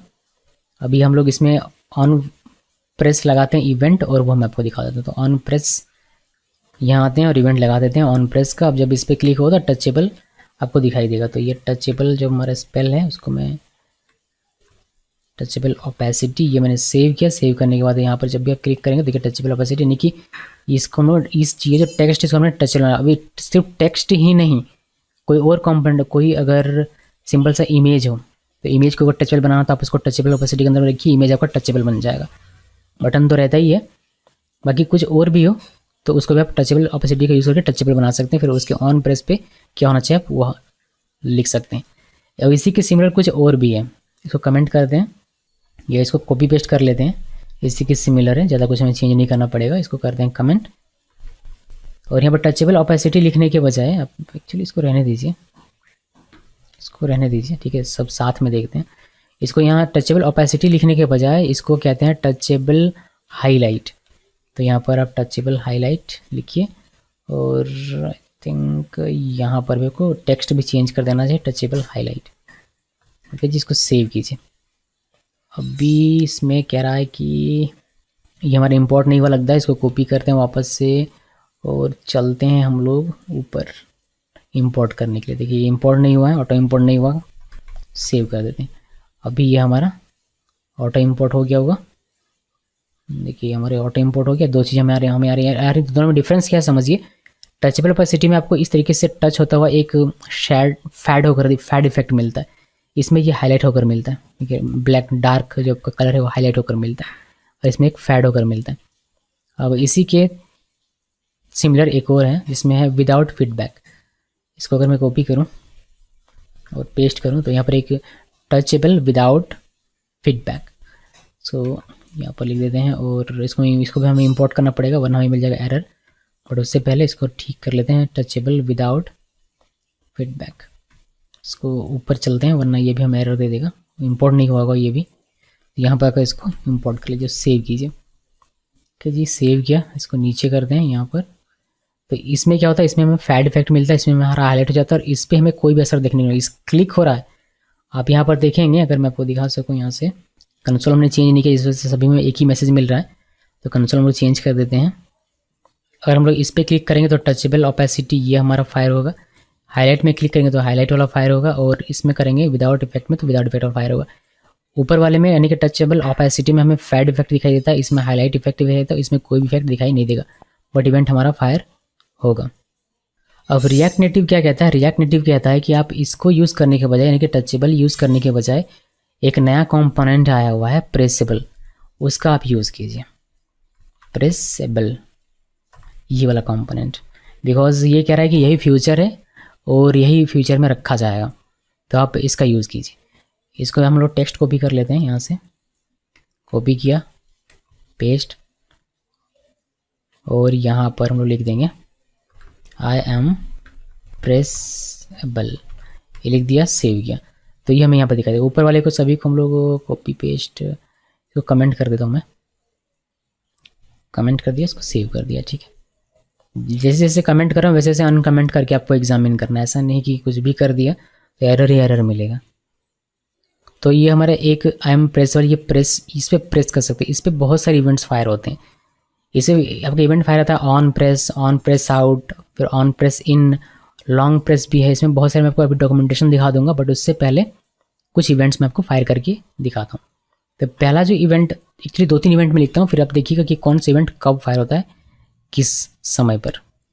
इसमें मैंने 3 इवेंट दिया है। एक ऑन प्रेस दिया हुआ है जिसपे प्रेस्ड आपको दिखाई देगा, एक प्रेस इन दिया हुआ है जिसपे प्रेस इन आपको दिखाई देगा, एक ऑन प्रेस आउट है जिसपे आपको प्रेस आउट दिखाई देगा। ये हमारा जैसे मैंने इंडेंट कर लिया बढ़िया तरीके से, और ये हमारा प्रेसेबल तैयार। अभी देखिए कि कौन सा इवेंट कब फायर होता है, ठीक है। तो आपको ये दिखाई देगा यहाँ पर। इससे पहले हम लोग इसको एक बार रीलोड कर लेते हैं। तो यहाँ पर रीलोड, अब देखिए अभी मैं माउस इसमें क्लिक कर, जब मैंने क्लिक किया तो प्रेस इन फायर होता है, देख लिया आपने। अब जब मैं क्लिक से छोड़ रहा हूँ, अभी मैंने क्लिक करके रखा हुआ प्रेस करके, मैं इसमें क्लिक से छोड़ रहा हूँ, जैसे मैंने छोड़ा तो ये प्रेस आउट और प्रेस्ड दिखाता है। तो 3 इवेंट इसमें चल रहे हैं। जब आप माउस को प्रेस करेंगे, लेफ्ट माउस को जब क्लिक करेंगे तो प्रेस इन चलेगा। उस वक्त अगर आपको कुछ करना है तो ऑन प्रेस इन पे आप वह कोड लिखिए। फिर जब आप माउस क्लिक को छोड़ते हैं तो प्रेस आउट होता है, उस पर आपको क्या करना है वो आप कोड लिख सकते हैं यहाँ पर। फिर आपको माउस इन और माउस आउट दोनों ही जो इवेंट है वह कंप्लीट होने के बाद अगर आपको कुछ करना है तो आप उसको ऑन प्रेस पे रख सकते हैं।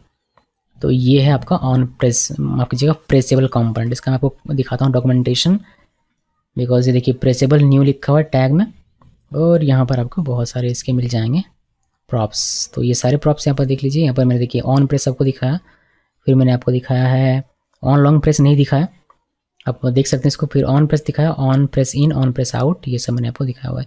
अब स्टाइल भी कर सकते हैं अगर स्टाइल करना चाहते हैं तो। अब देखिए कि इमेजेस कैसे आप यूज़ करेंगे। इमेजेस आप, इमेजेस के दो चीज़ें हो सकती हैं इमेजेस में। इमेज में पहला ये हो सकता है कि आपका जो इमेज है आपके एसेट्स में है, दूसरा इमेज हो सकता है कि आपके नेटवर्क में, नेटवर्क में यानी कि कहीं से आपने लिंक ले लिया, .jpg का लिंक ले लिया और उस लिंक को आप यूज़ करना चाहते हैं। मैं आपको दोनों ही तरीके बताता हूँ कि कैसे आप ये करेंगे, यानी कि आपके पास एसेट्स में है तो कैसे करना है, अगर नेटवर्क में है तो कैसे करना है। तो पहले हमें एक इमेज चाहिए। इमेज जैसे यहाँ पर बहुत सारा है, बट मैं एक अपना इमेज लेकर आता हूँ।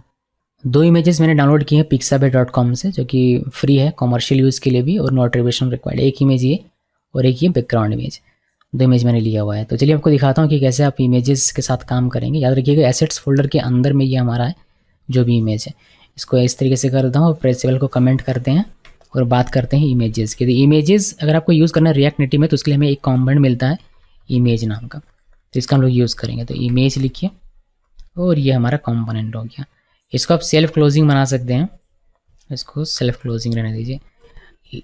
इमेज सिर्फ लिख देने से काम नहीं होगा, इसको आपको क्या करना पड़ेगा। ये तो ये हमें इंपोर्ट होकर नहीं मिला तो इसको पहले इंपोर्ट कर लेते हैं। यहाँ पर देखिए इंपोर्ट ये नहीं हुआ होगा, देखिए प्रेसेबल के बाद इंपोर्ट नहीं हुआ।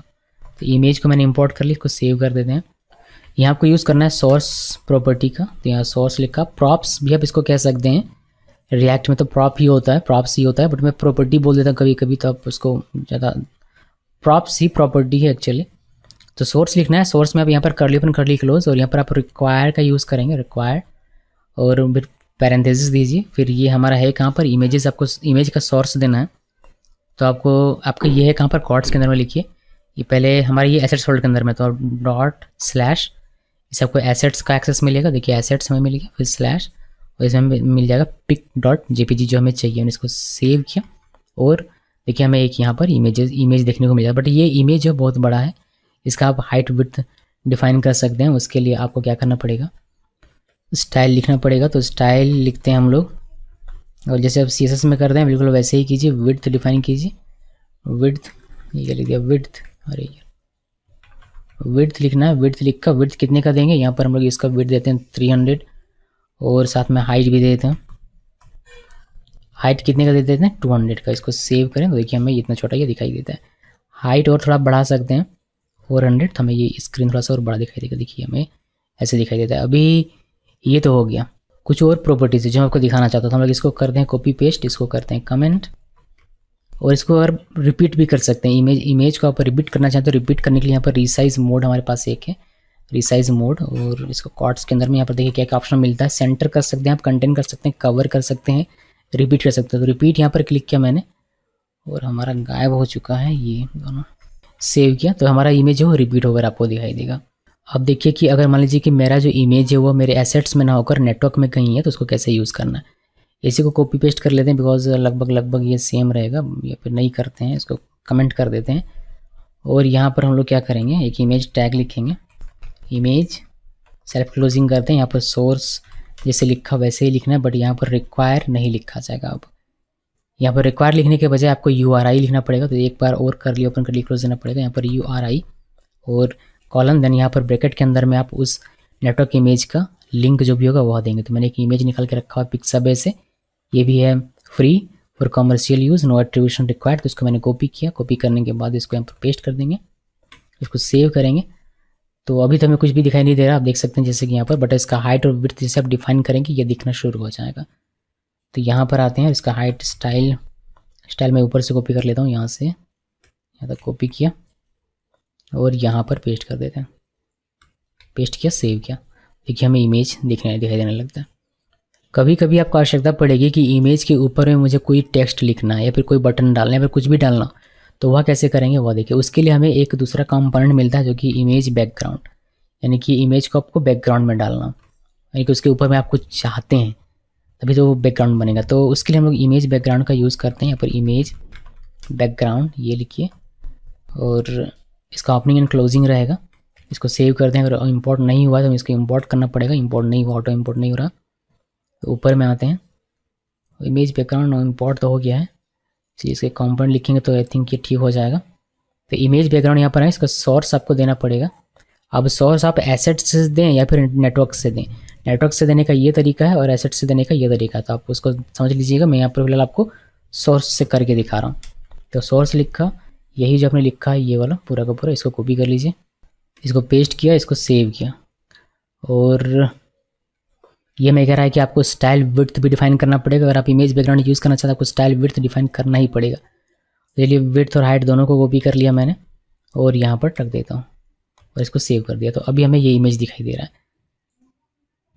अब इस इमेज के ऊपर में आपको अगर कुछ भी लिखना हो, टेक्स्ट लिखना हो या फिर आपको बटन देना हो, कुछ भी करना हो, तो अब इस ओपनिंग इमेज बैकग्राउंड और क्लोजिंग बैकग्राउंड इमेज के अंदर में अपना कंपोनेंट बनाएंगे। तो मैं यहाँ पर एक टेक्स्ट बनाकर आपको दिखाता हूँ। टेक्स्ट लिखा, जिसे मैंने स्टाइल दे दिया फॉन्ट स्टाइल, कलर दे दिया वाइट और सोनम मैंने इसका टेक्स्ट लिखा। तो देखिए आप देख सकते हैं इमेज और इमेज के ऊपर आपको दिखाई दे रहा है सोनम लिखा हुआ। बाकी जैसे आप टेक्स्ट में जो चीज़ें अप्लाई कर सकते हैं आप इसको अलाइन कर सकते हैं, राइट लेफ्ट बॉटम जहाँ भी करना चाहें कर सकते हैं। तो इमेज की कहानी यहीं पर समाप्त हो जाती है।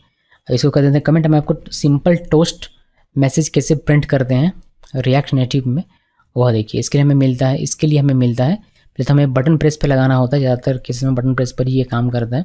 मैं आपको बटन प्रेस पर दिखा देता हूँ। तो बटन हमारा सेल्फ क्लोजिंग बटन हो जाएगा तो भी काम चल जाएगा। तो ये सेल्फ क्लोजिंग बटन हो गया हमारा। और या पहले हमें इसका टाइटल देना पड़ेगा। तो टाइटल यहाँ लिख देते हैं टोस्ट क्लिक मी लिख देते हैं, कोई इशू नहीं है। और ऑन प्रेस इवेंट पे हम लोग एक टोस्ट फायर करवाएंगे। तो कैसे करते हैं देखिए, ओपनिंग क्लोजिंग लिखा और यहाँ पर हमारा एरो हो जाएगा। एरो के अंदर में या फिर एक ही है तो इसको हटा सकते हैं आप। यहाँ पर लिखना पड़ेगा आपको टोस्ट एंड्रॉयड डॉट शो। फिर आप क्या मैसेज रखना चाहते हैं अपने मैसेज का, टोस्ट मैसेज क्या रखना है वो आप यहाँ पर लिख सकते हैं। मैं यहाँ पर लिखता हूँ दिस इज़, ये लिखा। और उसके बाद आपको इसका ड्यूरेशन देना होता है। देखिए आप यहाँ पर एक स्ट्रिंग देते हैं मैसेज में, फिर आप ड्यूरेशन देते हैं नंबर में। तो यहाँ पर नंबर में देने के बजाय आपके पास और भी प्रॉपर्टीज़ हैं, जैसे कि आप इसमें यूज़ कर सकते हैं शॉर्ट, लॉन्ग, इस तरीके से। तो मैंने शॉर्ट लिख दिया, थोड़े समय के लिए ये हमें दिखाई देगा। तो अभी ये टोस्ट मैसेज होता क्या है वो देखिए। जैसे मैं क्लिक करूँगा यहाँ नीचे में देखिए ये मैसेज दिखाता है दिस इज़ टोस्ट मैसेज। तो जब आप रजिस्ट्रेशन फॉर्म बनाएंगे और रजिस्ट्रेशन हो जाएगा सक्सेसफुली, तो आप इस तरीके से यूज़र को मैसेज दिखा सकते हैं कि भैया आपका रजिस्ट्रेशन सक्सेसफुली हो चुका है। तो ये उस काम में आ सकता है, लेकिन ये भी इतना बेहतर मैच्योर नहीं है। इसके बजाय लोग थर्ड पार्टी पैकेज यूज़ करना पसंद करते हैं रिएक्ट नेटिव में, जो कि मैं इसमें कवर नहीं कर रहा हूँ। बट आप उसको ईजिली सर्च कर सकते हैं, उसमें ज़्यादा फीचर है इसके कंपैरिजन में। बट सिंपल पर्पस के लिए ये बहुत अच्छा है, आप इसका यूज़ कर सकते हैं टोस्ट एंड्रॉयड में शो का। तो इसको कर देता हूँ कमेंट। अब बात करते हैं इनपुट फील्ड्स की, टेक्स्ट इनपुट फील्ड्स की स्पेसिफिकली।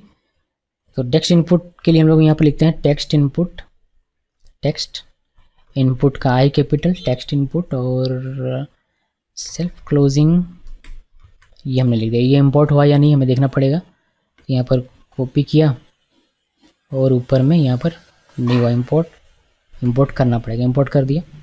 अभी नीचे आते हैं, टेक्स्ट इनपुट लिखा तो देखिए आपको एक टेक्स्ट इनपुट यहाँ पर दिखाई देता है जहाँ पर आप ये सारी चीज़ें यहाँ पर लिख सकते हैं। देखिए इस तरीके से। ओके जी, अभी इसमें कुछ प्रॉपर्टीज़ देखिए कि क्या प्रॉपर्टीज़ है। इसको कर देते हैं नीचे और प्रॉपर्टीज़ यहाँ पर लिखना हम लोग शुरू करेंगे। तो इसमें आप स्टाइल दे सकते हैं जिससे कि अभी इसमें कुछ भी पता नहीं चल रहा। अगर कर्सर ब्लिंक ना करे तो हमें पता ही नहीं चल रहा कि इसमें कुछ भी है, तो उसके लिए आप स्टाइल दे सकते हैं। तो स्टाइल प्रॉपर्टी यूज़ कीजिए और स्टाइल प्रॉपर्टी आप यहीं पर लिखने के बजाय इस तरीके से कलेक्शन क्लोज यहीं पर फॉन्ट बड़ा, कलर वगैरह ये सब करने के बजाय हम लोग क्या करते हैं इसका एक अलग से बना लेते हैं ऑब्जेक्ट नीचे यहाँ पर, जैसे हमने इसका कंटेनर और अदर शेल का बनाया हुआ बिल्कुल वैसे ही। तो इनपुट का हमने यहाँ पर लिखा हुआ हाइट हमने दे दिया 40 का, मार्जिन दे दिया 12 का, बॉर्डर विड्थ हमने दे दिया, यानी कि बॉर्डर भी हमारा टेक्स्ट इनपुट में बॉर्डर रहेगा तो ज़्यादा अच्छा देखिएगा। पैडिंग हमने 10 का दे दिया। बस इसको यहाँ पर मेंशन करने की आवश्यकता है। यहाँ पर आइए स्टाइल्स डॉट इनपुट और इसको कर दीजिए सेव। और देखिए अब हमें ये बॉक्स जैसा दिखाई देता है। अब हमें समझ में आता है कि हाँ भाई यहाँ पर एक टेक्स्ट इनपुट फील्ड है। पहले की तरह ऐसा नहीं कि ब्लैंक दिख रहा हूँ, तो ऐसा हमें दिखाई देता है। अब यहाँ पर आप लिख सकते हैं। अब देखिए कि इसमें किसे कैसे आप सारी चीज़ें करेंगे। पर अगर वैल्यू में देना चाहूँ एक कोई सा भी वैल्यू, मान लीजिए मैं देता हूँ यहाँ पर हेलो दिया, सेव किया तो हमें यहाँ पर हेलो लिखा हुआ दिखाई देगा। आप इसको सेव किया, देखिए हमें यहाँ पर लिखा दिया। बट अब आप यहाँ पर नहीं लिख सकते बिकॉज हमारा जो स्टेट है वो अपडेट नहीं हो रहा है, इस वजह से यहाँ पर लिख नहीं सकते। लिख तो रहा है बट ये चेंज नहीं हो रहा, इसलिए आप यहाँ पर इतना तो इसको हटा सकते हैं, ना ही लिख सकते हैं। ये कैसे फिक्स करेंगे? फिक्स क्या करना है इसको, हमने रिएक्ट जेएस में भी पढ़ा होगा कि आप टेक्स्ट इनपुट में स्टेट कैसे मैनेज करते हैं, मैं आपको बता दूंगा। बट यहाँ पर देखिए इसके अलावा हमें क्या मिलता है, एक ऑन चेंज इवेंट मिलता है, ऑन चेंज टेक्स्ट। तो टेक्स्ट जब हमारा चेंज होगा तो ये हमारा चलेगा, तो इसी से हम लोग स्टेट को मैनेज कर लेंगे। इसके अलावा आप क्या कर सकते हैं, प्लेस होल्डर लिख सकते हैं इसमें। अगर आपको लिखना है तो प्लेस होल्डर इक्वल आप स्ट्रिंग देते हैं इसमें, राइट योर नेम। ओके, अगर मैं यहाँ पर एम्प्टी लिख देता हूँ अभी फ़िलहाल के लिए, कुछ भी नहीं इसी में खाली, और ये हटा देते हैं कुछ देर के लिए, सेव करते हैं। देखिए आपको दिखाई दे रहा है right your name place holder आपको दिखाई दे रहा है, बस वही है। इसमें आप क्या कर सकते हैं, इसमें आपको ऑन प्रेस भी मिलता है। ऑन प्रेस इवेंट अगर आपको चाहिए किसी भी केस में, मे बी आप इसको करना चाहेंगे क्या वैलिडेशन, तो ऑन प्रेस का यूज़ कर सकते हैं। इसमें डायरेक्टली हम लोग लेते हैं CLG और देखिए हमारा ये ऑन प्रेस अपने आप फायर होता है और हमें यहाँ पर हेलो दिखाई देता है। अभी जो हमारा टेक्स्ट फील्ड है इसमें आप क्लिक करते हैं, अगर मैं इसको रीलोड करके आपको दिखाऊं यहाँ से एक बार, इसे हमने यहाँ पर क्लिक किया और अभी हमारा टेक्स्ट फील्ड इस पर क्लिक करते हैं आप, तो आपको यहाँ पर जो कीपैड है ये आपको लेटर वाला मिलता है, अल्फ़ाबेट वाला मिलता है। आप नंबर वाला अगर चाहते हैं तो कैसे करेंगे, आपको बनाना पड़ेगा कि ये जो टेक्स्ट फील्ड है हमारा टेक्स्ट इनपुट फील्ड है, ये हमारा नंबर है, नंबर वाला है, इसमें सिर्फ नंबर डाला जा सकता है, तो आपको वो नंबर देगा सिर्फ यहाँ पर नंबर कीपैड देगा। उसको कैसे करते हैं वो देख लीजिए। हम लोग इसी को कॉपी करते हैं, एक बार कॉपी पेस्ट किया, सेव किया। ये इनपुट स्टाइल रहने देते हैं, वैल्यू हमारा इसी तरीके से खाली रहने देते हैं और आई थिंक ये रहेगा, ये राइट योर रोल यहाँ पर लिख देता हूँ, नेम के बजाय रोल लिख दिया और कंसोल में यहाँ पर हेलो रहने देते, इससे कोई इशू नहीं है। जो इसमें अभी इसमें अगर आप अभी देखेंगे, देखिए इसमें हमारा टेक्स्ट आ रहा है, ये तो बहुत अच्छी बात है। इसमें भी हमारा टेक्स्ट आ रहा है अभी के लिए, देखिए टेक्स्ट ही आ रहा है। बट इस पर क्लिक हो, यानी कि सेकंड वाले पे क्लिक हो, सेकंड इनपुट फील्ड पे, तो हमारा ये नंबर आना चाहिए, बिकॉज मैं चाहता हूँ कि इसमें रोल नंबर है, तो सिर्फ ये नंबर, अल्फ़ाबेट से कोई काम नहीं, नंबर से काम है। तो इसको आप अचीव कर सकते हैं। कैसे अचीव कर सकते हैं, यहाँ पर आइए और इसमें एक प्रॉपर्टी है कीबोर्ड टाइप, और कीबोर्ड टाइप आपको अलग अलग कीबोर्ड टाइप मिलता है। देखिए ASCII capable, decimal pad, default, email address, ये सारी चीज़ें आपको मिलती है। हम लोग क्या करेंगे, न्यूमेरिक यहाँ यूज़ करेंगे। इसको क्या सेव। अब देखिए इस पर अगर आप क्लिक करेंगे तो आपको ये अल्फ़ाबेट देगा, इस पर क्लिक करेंगे तो आपको सिर्फ नंबर देगा, नंबर कीपैड देगा।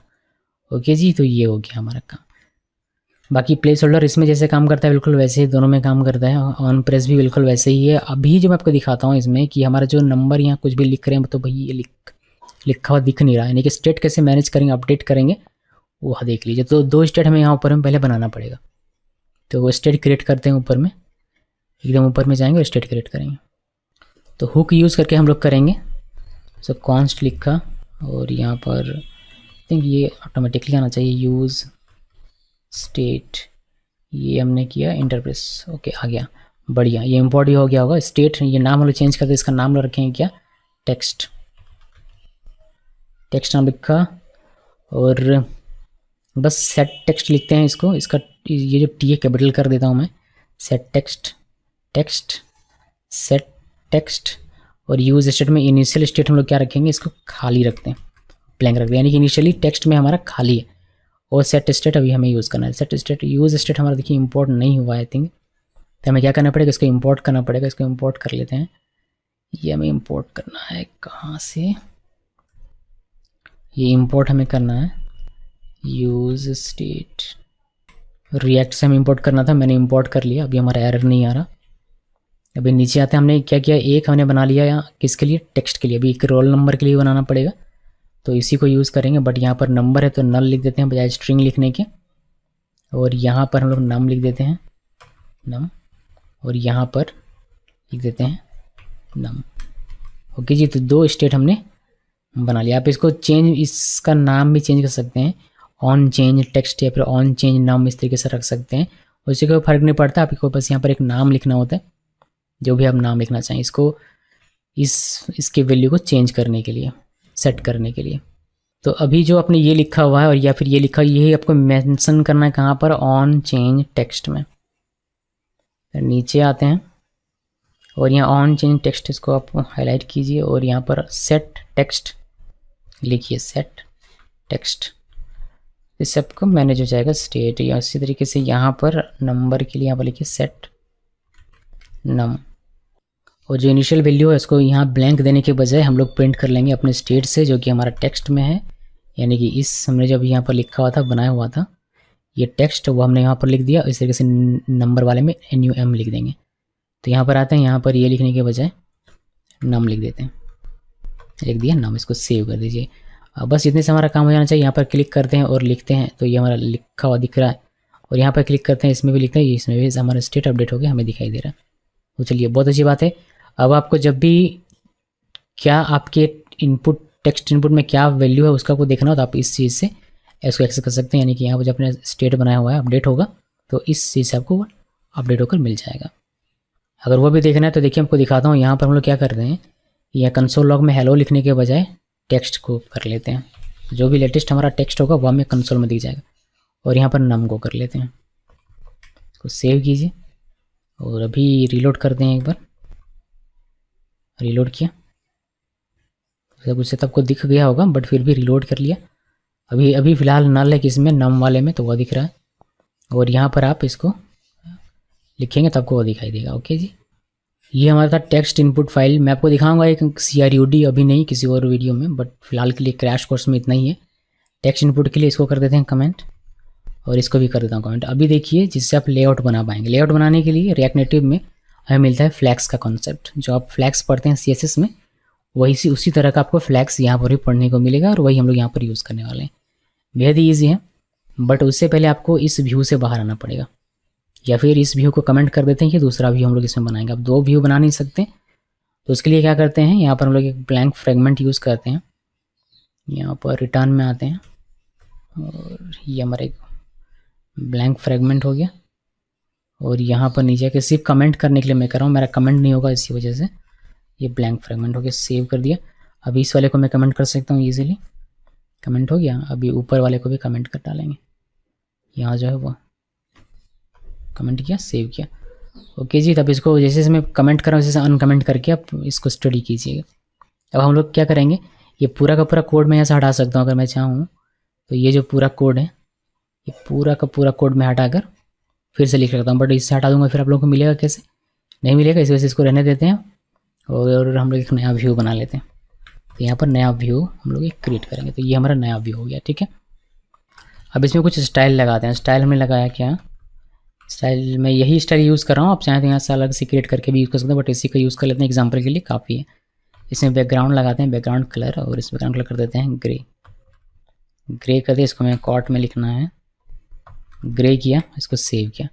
तो अभी अगर मैं इसके अंदर कुछ टेक्स्ट लिखता हूँ, कोई टेक्स्ट अगर मैं लिखता हूँ इसके अंदर में, इस व्यू के अंदर में मैंने टेक्स्ट लिखकर स्टाइल दिया है फॉन्ट साइज़ 50, और इसके पेरेंट में देखिए हमारा है क्या, बैकग्राउंड कलर ग्रे। तो जैसे हमने टेक्स्ट को लिखा वैसे ही हमारा क्या हुआ कि ग्रे कलर भी हमें दिखाई दे रहा है, जितना जगह इसको चाहिए था 1 को उतना जगह दे दे रहा है और उतना जगह बैकग्राउंड दे रहा है। मुझे क्या चाहिए, मुझे चाहिए ये पूरा का पूरा बैकग्राउंड। ये तो अभी क्या कर रहा है कि जितना इसको चाहिए उतना ही दे रहा है इसको स्पेस जगह, बट मुझे पूरा जगह चाहिए। अगर पूरा जगह चाहिए तो आपको क्या करना पड़ेगा, पेरेंट को flex1 करना पड़ेगा। फ्लैक्स, जैसे flex1 लिखेंगे ये पूरा बैकग्राउंड जो भी इसका इस डिवाइस का जो भी विड्थ और हाइट है पूरा का पूरा ये ले लेगा। ओके जी, तो ये पेरेंट में रखने का फ़ायदा है कि अब 1 जो है पूरे स्क्रीन पर अलाइन हो सकता है।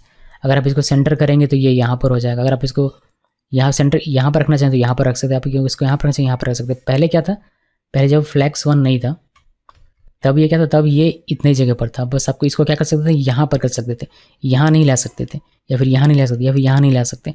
आप सिर्फ इसको यहीं पर रख सकते, इसी जगह पर, या तो लेफ्ट कर लीजिए, राइट कर लीजिए, या फिर सेंटर कर लीजिए, बट इसी ऊपर में ही होगा।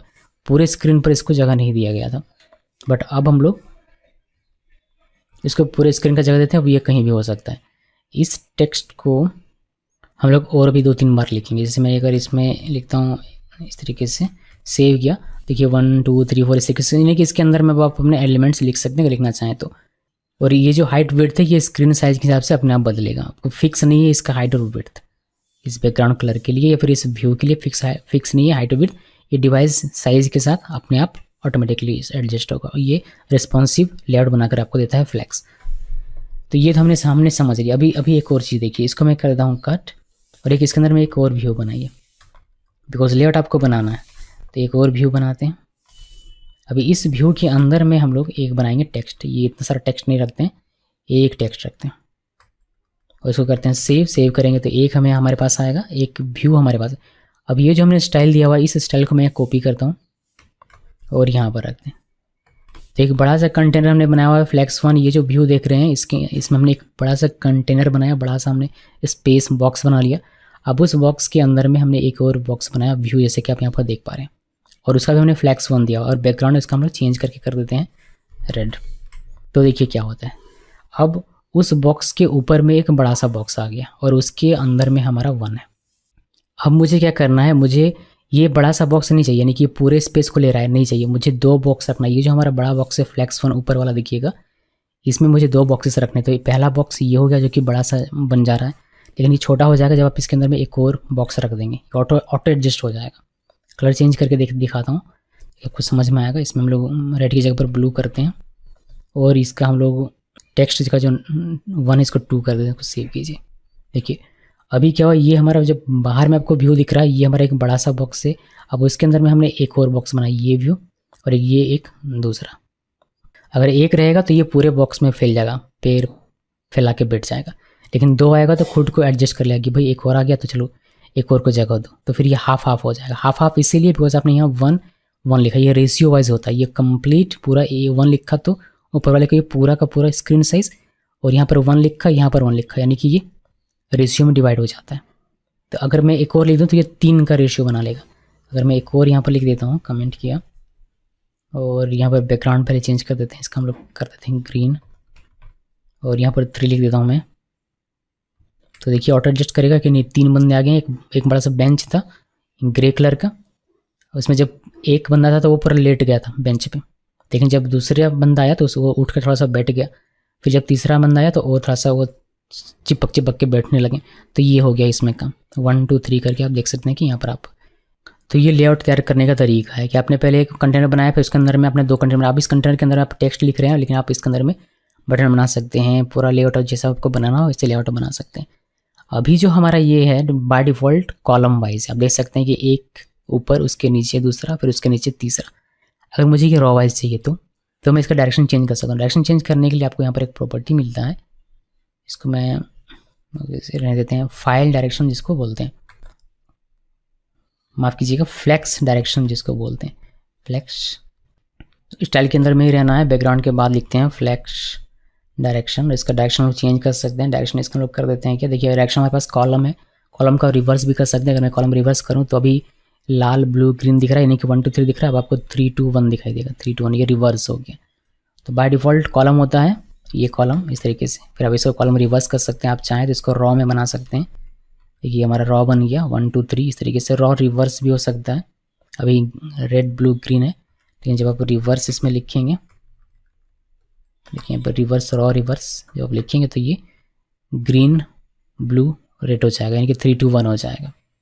तो ये सारे काम आप यहाँ पर से कर सकते हैं, यानी कि डायरेक्शन आप सेट कर सकते हैं अगर करना चाहते हैं तो इतने एग्जाम्पल से हमने अभी तक जो सीखा वह सीखा कि आप कंटेनर वगैरह कैसे बनाएंगे, यानी कि इसके अंदर में ये कंटेनर बना लिया, इसके अंदर में ये कंटेनर, इसके अंदर में ये कंटेनर, तो कैसे वो बनाएंगे वो हमने सीखा। अब इस इन आइटम्स के साथ कैसे आप काम करेंगे वो मैं आपको दिखाता हूँ। एक चीज़ का ध्यान रखिएगा कि अगर आप फ्लैक्स यूज़ कर रहे हैं तो उसका पेरेंट फ्लैक्स 1 होना जरूरी है, तभी फ्लैक्स काम करेगा, वरना नहीं करेगा। अगर मैं इस फ्लैक्स 1 को हटा दूँ यहाँ से, तो देखिए इसको पूरे स्क्रीन पे मिला नहीं, तो ये आपको अच्छे तरीके से लेआउट बनाकर देगा नहीं। तो इसको फ्लैक्स 1 वापस से करते हैं और फिर अभी पूरा स्क्रीन पर ये हमें दिखाई देगा। अभी इसको करते हैं हम लोग कमेंट, और देखिए कि इसका जो ये एलिमेंट है, ये जो कंपोनेंट इसके अंदर में, उसके साथ कैसे आप अच्छे तरीके से काम करेंगे वो मैं आपको दिखाता हूँ। तो हम लोग क्या करेंगे कि इसको कर देता हूँ कमेंट, पूरे को कमेंट कर दूँ क्या, पूरे को कमेंट कर दिया मैंने, चलिए बहुत अच्छी बात है। और यहाँ पर एक नया व्यू बनाएंगे, व्यू में स्टाइल देंगे वही सा जो हमने यहाँ पर दिया होता है। तो इसी को कॉपी करते हैं और यहाँ से यहाँ तक का कॉपी किया और यहाँ पर पेस्ट कर देते हैं, पेस्ट कर दिया। ये फ्लैक्स डायरेक्शन को मैं हटा देता हूँ अभी के लिए, यह हमें नहीं देखना, तो मैं इसको हटा देता हूँ और ग्रे रहने देते हैं, इसको सेव करते हैं। अभी यहाँ पर हम लोग बॉक्सेस बनाएंगे, छोटे छोटे बॉक्सेस बनाएंगे और देखेंगे कि कैसे आप एलिमेंट्स के साथ काम करेंगे। तो ये बॉक्सेस क्या हो सकते हैं, टेक्स्ट भी हो सकते हैं, कुछ भी हो सकता है, बट यहाँ पर मैं सिर्फ आपको व्यू बनाकर ही दिखा दे रहा हूँ, इससे आपका कॉन्सेप्ट क्लियर हो जाएगा अच्छे तरीके से। तो व्यू मैंने एक बनाया और यहाँ पर स्टाइल हम लोग देंगे, स्टाइल हम लोग सिंपल से देंगे, ये बैकग्राउंड कलर देंगे और बैकग्राउंड कलर देंगे और हाइट विड्थ डिफाइन करेंगे। इसमें फ्लैक्स नहीं लगाना है, ठीक है। तो ये मैंने फ्लैक्स यहाँ से हटा दिया, बैकग्राउंड कलर है और हाइट और विड्थ डिफाइन करना था। यहाँ पर कॉमा विड्थ डिफाइन कर देते हैं 120 का, कॉमा हाइट डिफाइन कर देते हैं 120 का, 120 का। सेव किया इसको, और ग्रे कलर नहीं, इसका हम लोग कलर चेंज करके कर देते हैं रेड, सेव किया। देखिए हमें एक बॉक्स यहाँ पर दिखाते हैं कि पहले सबसे नीचे हमारा ग्रे कलर का है, फिर उसके ऊपर में हमारा रेड कलर का है। अब इसी को कॉपी पेस्ट करते हैं 1 2 3 बार, और यहाँ पर से कर देते हैं ब्लू और यहाँ से कर देते हैं ग्रीन। अब देखिए कि इसको आप प्ले करके कैसे करेंगे इसके साथ, वो मैं आपको दिखाने वाला हूँ। तो जब आपका डायरेक्शन कॉलम में हो, यहाँ पर कॉलम में हमारा डायरेक्शन क्या है, बाय डिफ़ॉल्ट जो फ्लैक्स डायरेक्शन है वो कॉलम में, तो उस केस में उसके अंदर के जो एलिमेंट्स होंगे उसके साथ आप कैसे प्ले करेंगे वह देखिए। अगर आपको कॉलम, अभी हमारा फ्लैक्स डायरेक्शन क्या है कॉलम, अगर आपको कॉलम वाइज इसको अलाइन करना है तो उसके लिए आप यहाँ पर यूज़ करेंगे जस्टिफाई कंटेंट का, यहाँ पर कॉमा दिया, जस्टिफाई कंटेंट, और क्या आपको करना है, सेंटर करना है, फ्लैक्स एंड करना है, फ्लैक्स स्टार्ट बाय डिफ़ॉल्ट है ये, स्पेस अराउंड करना है, स्पेस बिटवीन करना है, स्पेस इवनली करना है। ये कॉलम वाइज आपका काम करेगा। इसे मुझे सेंटर करना है, मैंने इसको सेंटर में क्लिक दिया और सेव किया। तो देखिए कॉलम वाइज हमारा सेंटर क्या है, ये है, ये हमारा लंबा सा कॉलम है, तो लेफ्ट और राइट छोड़ दिया तो बीच में सेंटर क्या लगेगा, तो ये हमारा पूरा तीनों बॉक्स सेंटर में आ गया। तो इसके अंदर के जो भी एलिमेंट्स होंगे वो सेंटर में जाएंगे। अभी इसमें टेक्स्ट हो जाए या फिर जो भी हो वो हमारा सेंटर में आ गया। अब यहाँ पर और भी है, जैसे सेंटर की जगह पर आप फ्लैक्स एंड अगर लिखते हैं तो ये आपका एंड में चला आता है, कॉलम वाइज हो रहा है। कॉलम का एंड क्या होगा वो आप ध्यान में रखिएगा। स्टार्ट हमारा बाय डिफ़ॉल्ट होता है तो ये ऊपर चला जाएगा टॉप में। उसके अलावा यहाँ पर आपको ऑप्शन मिलता है कि आप स्पेस अराउंड कर सकते हैं। देखिए स्पेस अराउंड कॉलम वाइज ऐसे हो जाएगा, फिर स्पेस इवनली होगा आई थिंक, इसको देखते हैं। स्पेस में कंट्रोल स्पेस प्रेस करता हूँ तो मुझे ये ऑप्शन दिखाई देता है, मतलब जैसे ये कॉट लिखा मैंने और कंट्रोल और स्पेस प्रेस करेंगे तो आपको ये ऑप्शन दिखाई देगा, ये वाला। तो स्पेस अराउंड, स्पेस बिटवीन आप देख सकते हैं, स्पेस बिटवीन। स्पेस बिटवीन में क्या होता है कि टॉप से चिपक के बॉटम से चिपक के आता है और बीच में आपको स्पेस दिखाई देगा। उसके बाद देखिए स्पेस इवनली है, इसको सेव करेंगे तो सभी में इक्वल स्पेस होकर आपको मिलेगा। तो अभी हम लोग स्पेस इवनली इसको रखते हैं। अब इसमें एक और प्रॉपर्टी आपको दिखाता हूँ जो कि है हमारा अलाइंग आइटम। अगर आपका जो डायरेक्शन है वह है कॉलम, हमारा फ्लैक्स डायरेक्शन क्या है अभी बाय डिफ़ॉल्ट कॉलम है, और आपको रॉ वाइज अलाइन करना है तो उस केस में आप अलाइंग आइटम का यूज़ करेंगे। तो अलाइंग आइटम, और इसमें मैं कंट्रोल, देखिए सेंटर में करना है तो सेंटर में देखिए अभी हमारा स्पेस इवनली सेंटर, ये जो स्पेस इवनली है ये हमारा किस चीज़ से है, जस्टिफाई कंटेंट से। ये क्या करता है, कॉलम वाइज अलाइन करता है। अभी मुझको रो वाइज अलाइन करना है, रो वाइज। तो रो वाइज अलाइन करने के लिए अलाइन आइटम यूज़ करेंगे। यहाँ पर हम लोग क्या करेंगे, सेंटर यूज़ करेंगे। तो रो वाइज क्या होता है, रो वाइज ऐसे लेफ्ट टू राइट में, लेफ्ट टू राइट में सेंटर क्या होगा, ये पूरा का पूरा बीच में। तो सेव करेंगे तो ये हमारा बीच में चला आएगा। अब इसमें बाकी की प्रॉपर्टीज़ हैं उसको आप चेक कीजिएगा, जैसे कि है आपका फ्लैक्स एंड है तो ये एंड में चला जाएगा, इधर चिपक के आएगा। स्टार्ट है, बाकी सारी चीज़ें आप देखिएगा उसको। मैं बस यहाँ सिंपली सेंटर करके रख देता हूँ, उसको सेव किया, सेंटर करके रख दिया। अब यही जब रॉ में होगा, यानी कि फ्लैक्स डायरेक्शन आपका रॉ हो, तब कैसे ये काम करेगा वो देखिए। तो यहाँ पर इसको कॉपी करके पेस्ट करते हैं और ऊपर वाले को पहले कमेंट कर देता हूँ। ये मैंने कमेंट कर दिया। और यहाँ से हम लोग ये जो जस्टिफाई कंटेंट है अलाइन है, इसको मैं हटा देता हूँ। यहाँ पर सिंपली क्या करेंगे, फ्लैक्स डायरेक्शन लिखेंगे। तो फ्लैक्स डायरेक्शन क्या हो जाएगा, रॉ। सेव कर दिया। तो अभी हमारा जो है ये इस तरीके से रॉ वाइज, जब फ्लैक्स डायरेक्शन आपका रॉ हो तो रॉ वाइज अलाइन करने के लिए आपको जस्टिफाई कंटेंट यूज़ करना है। ऊपर में क्या था, फ्लैक्स डायरेक्शन हमारा था कॉलम, तो कॉलम को अलाइन करने के लिए हम लोग यूज़ करते थे जस्टिफाई कंटेंट। बट अब हमारा फ्लैक्स डायरेक्शन रॉ है तो रॉ को अलाइन करने के लिए यूज़ करेंगे जस्टिफाई कंटेंट। ठीक है जी, उसकी जस्ट अपोजिट हो जाता है। तो जस्टिफाई कंटेंट रॉ वाइज हमारा अलाइन होगा, ध्यान रखिएगा। तो रॉ वाइज मतलब लेफ्ट टू राइट। तो यहाँ पर मैंने लिखा सेंटर, तो लेफ्ट टू राइट देखिए हमारा सेंटर हो गया। ये लेफ्ट में खाली है, राइट में खाली है, बीच में आगे ये सेंटर हो गया। उसी तरीके से बाकी की जो प्रॉपर्टी है वो देखिएगा, जैसे आपका है इसमें स्पेस बिटवीन, इसको सेव किया तो स्पेस बिटवीन हो जाएगा।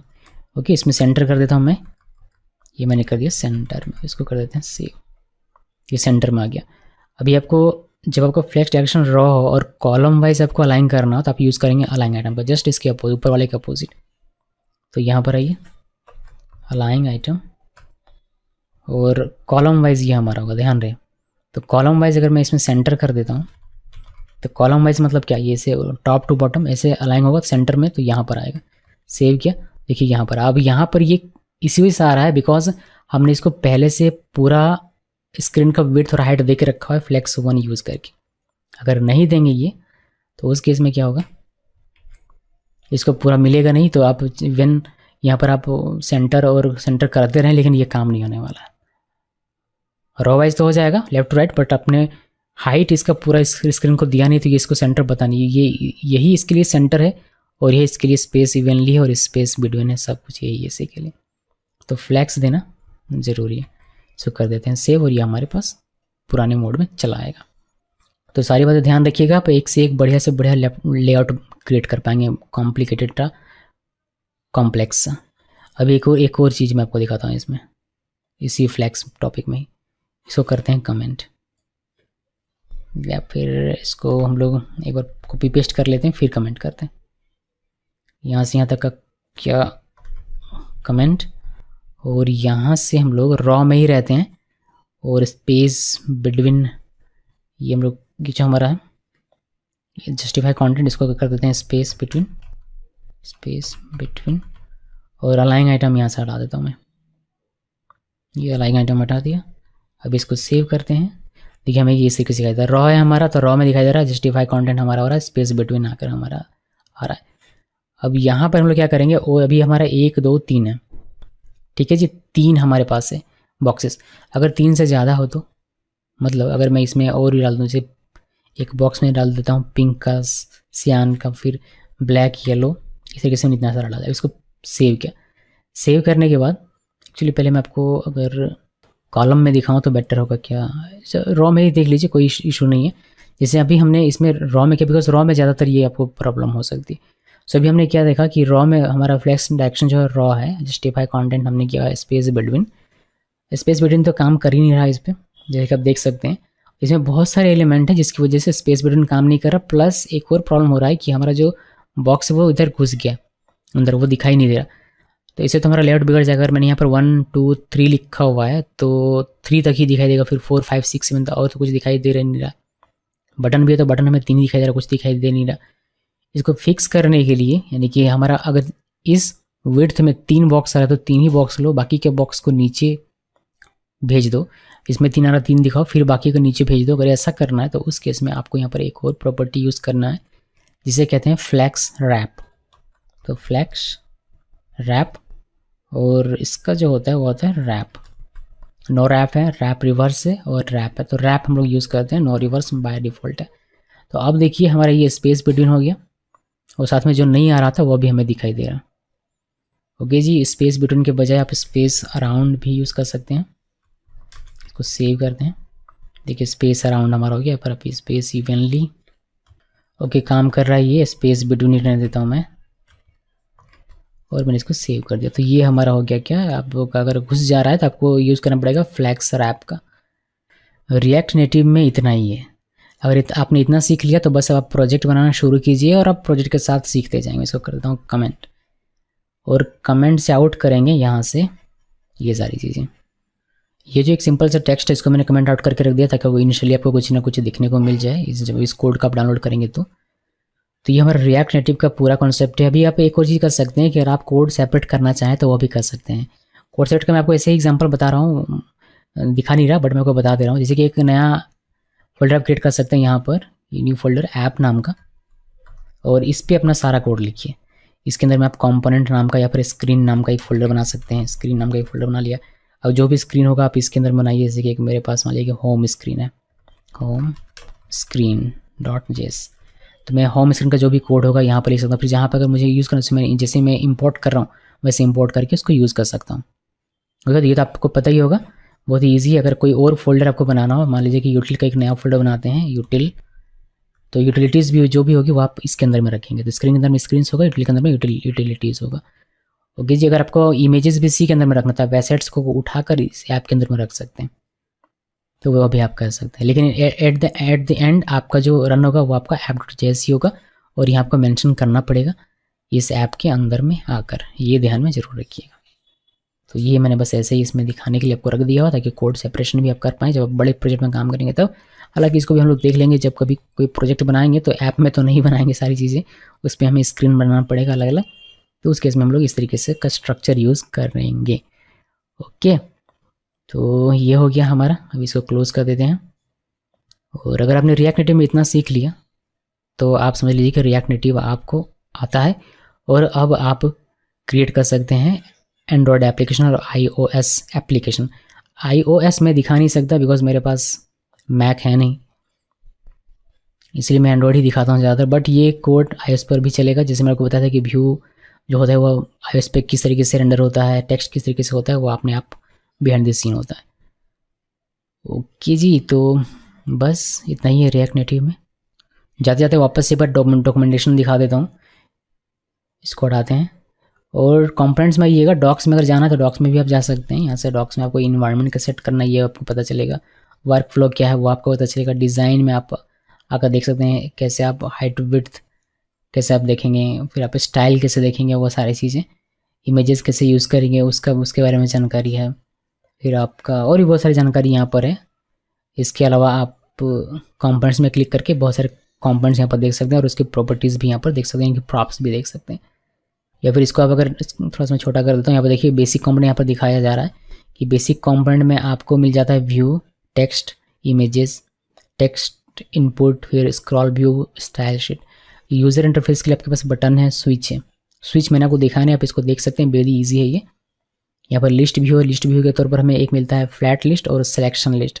ये भी इसी की तरह है, बस इसमें सिलेक्शन रहता है, यानी कि आप वहाँ पे ये सेक्शन होता है तो सेक्शंस आप इसमें क्रिएट कर सकते हैं। ओके, फिर यहाँ पर ये तो हैंडल करने के लिए कि बैक बटन पे प्रेस करिएगा तो क्या हैंडल होगा, इसको पढ़िएगा आपको समझ में आ जाएगा। हमने ये टोस्ट एंड्रॉयड देखा हुआ है, ये सब है। यहाँ पर और भी एक्टिविटी है, अलर्ट वगैरह है। तो कंपोनेंट तो बहुत सारे हैं और देखिए क्रैश कोर्स में बता पाना पॉसिबल नहीं है। पूरा एक प्लेलिस्ट बनेगा तो आपको एक एक कंपोनेंट का एक एक प्रॉपर्टी देखने को मिल सकता है, बट क्रैश कोर्स में इतना काफ़ी है मेरे ख्याल से। अब बस आपको करना क्या है, आपको यहाँ पर आकर जैसे जैसे ज़रूरत आपके प्रोजेक्ट में आप यहाँ पर आकर देखिएगा और उसका जो भी प्रॉप्स है उसका स्टडी कीजिएगा, फिर आप अपना प्रोजेक्ट क्रिएट कर सकते हैं। इस वीडियो को देखने के बाद आप इंस्टाग्राम, व्हाट्सएप और इस तरह की एप्लीकेशन ईजिली यूआई कम से कम आप आसानी से बना सकते हैं। तो अगर आपने इस वीडियो को पूरा देख लिया तो आप यूआई क्रिएट करके देखिए कि आप क्रिएट कर पाते हैं या नहीं। लेआउट बनाइए अच्छा फ्लैक्स का यूज़ करके। इस वीडियो को देखने के लिए आप सबका बहुत बहुत धन्यवाद।